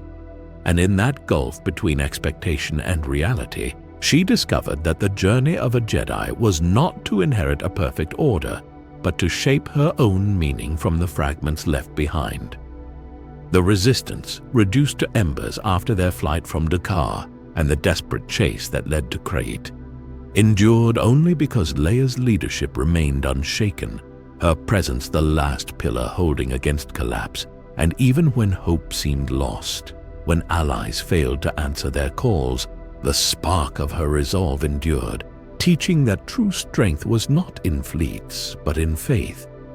On Ahch-To, Luke's exile ended in sacrifice, his astral projection across the galaxy defying time and space, giving the Resistance one last breath, his passing into the Force both sorrow and triumph, his legend reborn as a symbol that inspired whispers of rebellion once more. Yet Snoke's death revealed not resolution, but escalation, for Kylo Ren seized control, becoming supreme leader. His mask reforged, his fury sharpened, his shadow stretching across the galaxy even as light still called to him through Rey. Their bond a strange thread woven by the Force itself, pulling them together across battlefields and visions, showing them not as enemies alone, but as mirrors of one another, each seeing in the other the possibility of redemption or ruin. When whispers of Palpatine's return spread, echoing like a storm through the stars, the galaxy recoiled in dread, for the Sith Lord's spirit, never truly destroyed, had endured in secret, building a final order upon Exegol's storm-swept plains, a fleet vast enough to extinguish all resistance. And so the final struggle began, Rey discovering the truth of her blood, that she was Palpatine's granddaughter, heir to the very darkness she had sworn to fight. Yet in this revelation she found not destiny, but defiance. For she chose not to inherit his name, but to claim her own path, guided by the voices of Leia, Luke, and the countless Jedi who had walked before her. The Resistance, battered but unyielding, gathered for a last stand, fleets of allies arriving not from governments, but from ordinary beings who had finally chosen courage, rising not because of orders, but because of hope. On Exegol, amid lightning and fire, Rey stood alone before Palpatine's fury, his power threatening to consume her. Until Ben Solo, cast aside as Kylo Ren, returned in redemption, their bond united not in hatred, but in love and compassion, and together they defied the darkness.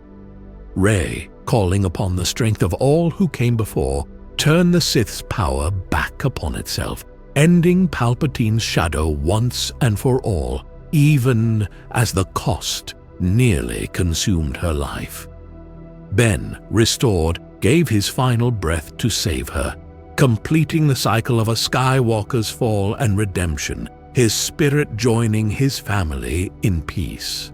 With Palpatine's defeat, the final order collapsed, the First Order fractured, and the Resistance stood not as rulers but as survivors, their victory a testament to perseverance rather than power.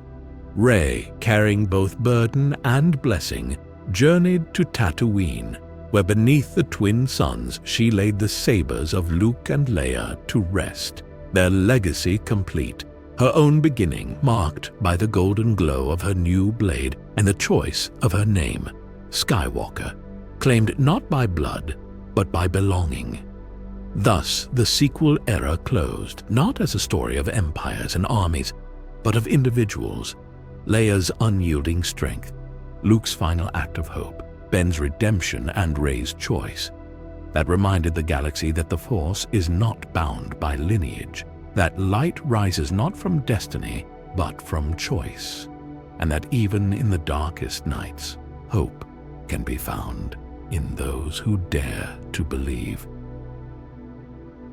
Beyond the Skywalker Saga, the galaxy stretches still, endless and unbroken, its stars singing of eras long past and ages yet to come. For though the story of Anakin and Luke, Leia and Ben, Rey and the balance between light and dark feels complete, the Force itself is eternal, its song forever weaving new destinies.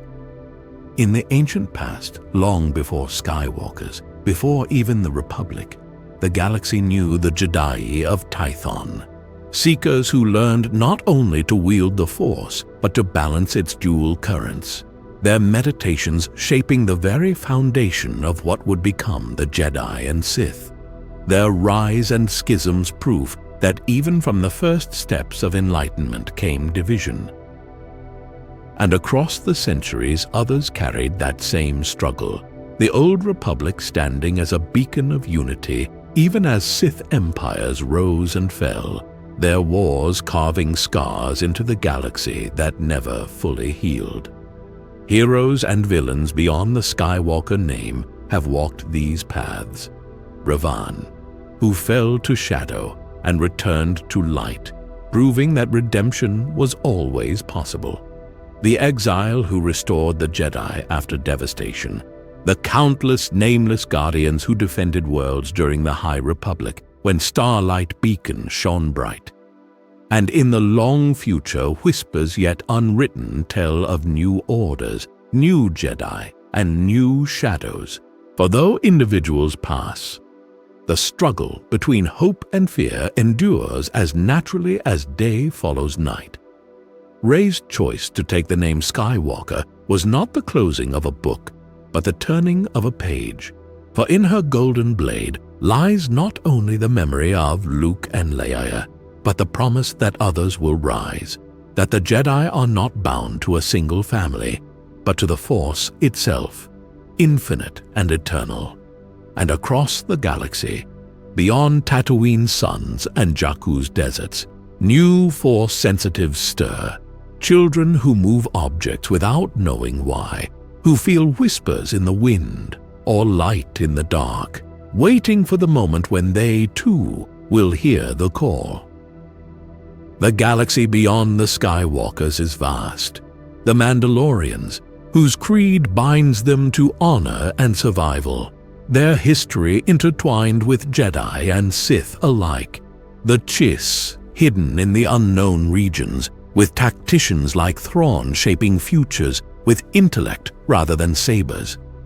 And species uncounted, cultures unrecorded, each carrying their own legends, their own heroes, their own lullabies beneath the stars.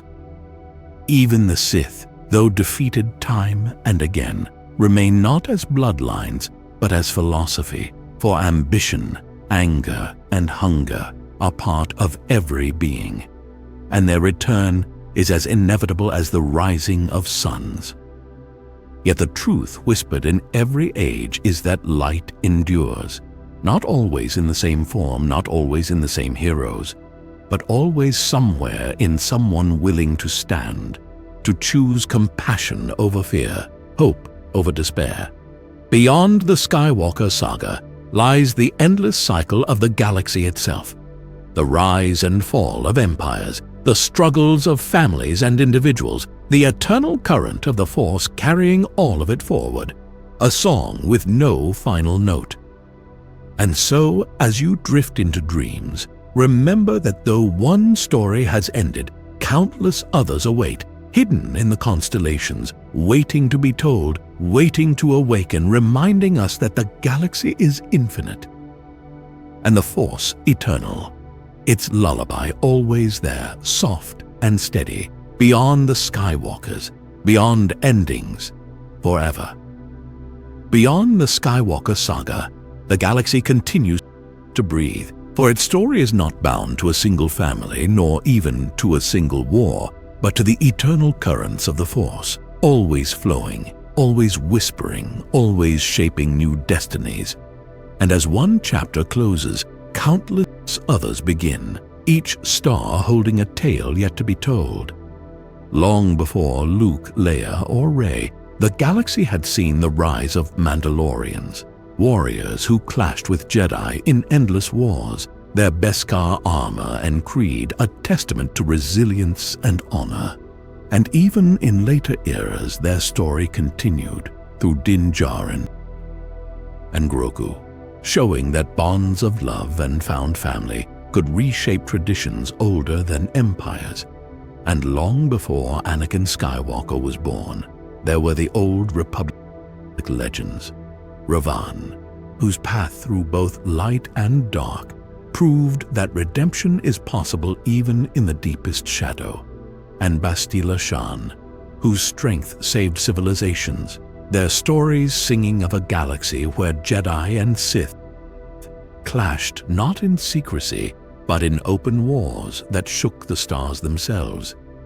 The High Republic, too, golden and tragic, left its imprint, with Avar Kriss, Stellan Gios, and Keeve Trennis guiding the Jedi through both light and storm, reminding future generations that the Order was always at its best when it lived among the people, when it listened rather than ruled, when it guided rather than commanded. In the farthest reaches of time yet to come, beyond Rey's choice to carry the name Skywalker, new generations will rise, children scattered across the stars who feel the Force in quiet ways. One who listens to the whispers of trees, another who hears songs in starlight, another who moves pebbles without knowing why. And in them lies the proof that the Force does not belong to bloodlines or orders, but to all life, always calling, always awakening. The Sith too may return, for ambition and anger are never truly erased, only quieted, their cults and shadows waiting in hidden corners of the galaxy. For darkness is patient, and the cycle of balance is eternal. Yet the galaxy beyond Skywalkers is not only about Jedi and Sith. It is about smugglers and soldiers, droids and rebels, Mandalorian clans reclaiming their world, Chiss tacticians weaving unseen wars in the unknown regions, Wookiees rebuilding forests, Twi'leks defending freedom, Mon Calamari crafting fleets, and ordinary beings who, in their smallest choices of kindness or defiance, shape the great arcs of history as surely as any wielder of a lightsaber. The story continues in every marketplace, in every village, in every ship that drifts between the stars, and though we may never know all of their names, their lives are threads in the same fabric, woven together by the Force, unseen but eternal. Beyond the Skywalker Saga is not silence, but song, not an ending, but a horizon, reminding us that in a galaxy this vast, there will always be new stories, new heroes, new choices, and that the light will always rise again and again, no matter how often darkness returns. Legends and lost histories ripple through the galaxy like echoes of forgotten songs, fragments of memory carried in whispers, in ruins, in holocrons buried beneath dust. For not all tales of the Force, of empires, of heroes and villains are known or preserved. Many vanish into myth, leaving behind only shadows of truth. Long before the Jedi recorded their codes, before the Republic's archives were built, worlds spoke of warriors who wielded strange powers, shamans of the whills who listened to the breath of the cosmos, mystics who traced the Force in constellations, wanderers whose names are lost, but whose influence shaped ages to come. In the Outer Rim, nomads still tell stories of forgotten Jedi whose sabers blazed against monsters now extinct, while on desert worlds, elders whisper that the Force itself first stirred in the shifting sands of places never mapped. Sith cultists, hiding in temples carved into red stone, preserved their own tales of lords whose cruelty was so great that their names were stricken even from Sith records, their power too dark to be remembered openly, yet their echoes remain in curses that cling to ruins, in artifacts that corrupt those who dare to touch them. The Mandalorians too carry legends of their wars against Jedi, passed from generation to generation around forges and hearthfires, each retelling shaping their creed anew, reminding them that their people once fought gods of light and endured. Lost histories fill the void between eras, the Jedi of Tython, the Rakatan Infinite Empire with its star forges, the rise and fall of Revan and Malak, the exile who carried wounds in the Force itself, stories that exist now only in fragments, debated in cantinas, sung in secret by archivists, their truth uncertain, their meaning timeless. Even in the age of the New Republic and beyond, new mysteries bloom. Children born with the Force who vanish before their gifts are known. Star systems hidden behind anomalies. Ships that enter hyperspace and never emerge. All suggesting that the galaxy's story is far larger than what is told in the halls of power. Legends persist not because they are always true, but because they carry truth within them, reminding the galaxy that history is never complete, that every victory hides forgotten sacrifices, that every age leaves ghosts behind. And so, as the stars turn and new stories unfold, these lost histories remain like faint constellations in the night sky, distant, incomplete, yet guiding, a lullaby of what was, what is, and what might yet be, soft reminders that the galaxy is not only built from what we remember, but also from what we have forgotten. Legends and lost histories linger not only in the past, but in the silence between known ages, in the ruins scattered on worlds where no archivist has walked, in the songs of travelers who never wrote their tales, but carried them across hyperspace like lanterns in the dark. And when one listens closely, the galaxy itself hums with the memory of these forgotten truths. The Rakatan Infinite Empire, whose hypergates once chained entire systems, left behind only broken machines and temples, yet their shadow lingers in relics that still pulse faintly with the Force, a reminder that even the mightiest civilizations can fall and be remembered only as myth. On Jeddah, the holy city before its destruction, was already a mosaic of countless traditions, pilgrims, scholars, and guardians of the wills who believed themselves keepers of the Force's mysteries, each group preserving pieces of knowledge that never reached Coruscant's archives. And though the city crumbled under the Death Star's fire, its whispers remain in scattered survivors, keeping alive fragments of a spiritual heritage that predates both Jedi and Sith. The unknown regions, barely mapped even in the Republic's height, hold empires and cultures unseen, like the Chiss Ascendancy, whose navigators guided ships through chaos with instincts that resembled the Force, their society building its own myths separate from Jedi and Sith, reminding the galaxy that power takes many forms, not all aligned to orders we know. The Mandalorians, fractured yet enduring, keep their creed alive through stories of heroes like Tar Vizsla, the first Mandalorian Jedi, whose darksaber passed from hand to hand as both symbol and weapon, each wielder adding a new verse to a saga that refuses to fade even when Mandalore itself lies in ruin. And beyond even these are tales that cannot be placed in time, of hyperspace travelers who vanished into anomalies and returned with tales of galaxies beyond this one, of Force-sensitive children raised by witches on Datomir who bent shadows into weapons, of ruins so ancient no one remembers whether they were built by Jedi, Sith, or something older still.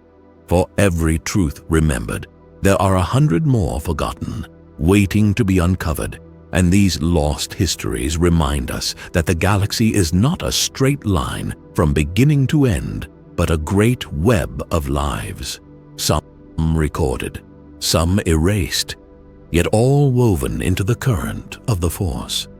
In cantinas, old spaces still tell tales of ghost ships drifting in eternal hyperspace, their crews long gone yet their engines humming, while scholars debate whether the Mortis gods, father, daughter, and son, were real beings or living metaphors of balance, their tale preserved only in visions and myths that refuse to fade. Legends persist because the Force itself remembers, and in dreams, in ruins, in the starlight itself, these stories drift, lullabies of forgotten eras that remind us that the saga we know is but one thread in an infinite tapestry, the galaxy still humming with countless others. Legends and lost histories live not only in archives and ruins, but also in the hearts of storytellers who keep alive the fragments of what has been forgotten, tales passed in whispers from elder to child, from traveler to listener, from vision to dream. And these stories, whether true, half-true, or imagined, remind us that the galaxy is far older and far vaster than any single age. Among them are the whispers of the world between worlds, a place said to lie beyond time itself, glimpsed by only a few, where echoes of past and future overlap like ripples in water, a mystery so profound that even the Jedi barely understood it, and its very existence is debated, some calling it a metaphor, others swearing it is real. On ancient Malachor, stone statues of fallen warriors still stand, their faces frozen in silent agony, remnants of a war so destructive that even centuries later the planet remains scarred, a reminder that there were once weapons and choices too terrible to be repeated. The Night Sisters of Datomir tell their own legends, of matriarchs who pulled strength not from the Jedi's serenity nor the Sith's fury, but from shadows woven like threads, their magic binding life and death in ways neither order could fully understand, their songs echoing even after their covens were destroyed, carried forward by spirits in the mists. Beyond them lie the tales of hyperspace anomalies, where ships vanish into storms of light, of ancient star forges hidden in forgotten systems, of droids who wander for millennia, carrying memories of wars no one recalls, and of entire civilizations that rose, thrived, and fell without leaving behind more than ruins swallowed by jungle or desert. Even the Jedi and Sith preserved stories of figures so powerful, so mysterious, that their names became almost myth themselves. Darth Nihilus, who devoured worlds with hunger unending. Darth Plagueis, whose pursuit of immortality bent life itself. Jedi like Nomi Sunrider, whose will reshaped entire wars. And guardians never named, whose small acts of kindness saved lives that later altered history in ways unseen. To drift among these legends is to feel the galaxy's depth, to sense that for every tale recorded in archives, 1,000 more remain unwritten, each star a keeper of memory, each planet holding secrets that will one day be rediscovered. And in the end, whether these stories are true or not matters less than the fact that they endure, shaping culture, inspiring courage, warning against hubris, reminding all who listen that history is not only what is written, but also what is imagined, remembered, and sung, carried forward like lullabies beneath the endless sky. The stars remember always, for though ages rise and fall, though heroes come and go, though empires burn and are reborn, the sky above remains, its constellations carrying the memory of every triumph, every sorrow, every whisper of the Force that has ever stirred across the galaxy. And as you drift now into sleep, know that the story of Star Wars is not only a tale of battles and victories, of Jedi and Sith, of families bound by destiny, but also of the quiet truth that no one is ever truly gone, that every act of kindness, every spark of courage, every choice of love becomes part of the great song that the galaxy itself sings. The stars remember the boy on Tatooine who dreamed of freedom, and the princess who carried hope in her voice, and the smuggler who learned that loyalty was worth more than credits, and the little green master whose wisdom guided countless generations, and the scavenger who found belonging not in blood, but in choice. The stars remember not only the Skywalkers, but the nameless as well. The clone who chose to disobey an order, the farmer who hid a rebel, the mechanic who repaired a ship, the child who looked up at the sky and believed things could be better. All of them are remembered because the galaxy remembers not only great deeds, but small ones. For in the balance of light and dark, it is often the smallest flame that turns the tide. And as you close your eyes, the Force itself is like a lullaby, flowing through every living being, carrying the voices of the past, the strength of the present, and the promise of the future, eternal and unbroken. The stars remember battles, yes, but they also remember laughter in temple halls, the warmth of friendships forged on long journeys, the quiet of meditations beneath ancient trees, and the sound of twin suns rising over endless dunes. They remember because remembering is how the galaxy dreams, and in those dreams, hope never dies. And so, when you wake, know that somewhere in the vastness of the universe, the story continues. New heroes rising, new adventures waiting, new legends being born under the same sky you see above. For you too are part of this great story, a small star in a vast constellation, your life a thread in the same tapestry, your choices part of the same eternal force. Sleep now, gentle traveler, beneath the gaze of the stars, for they remember, and they will carry your dreams safely through the night until morning comes, and a new hope awakens again.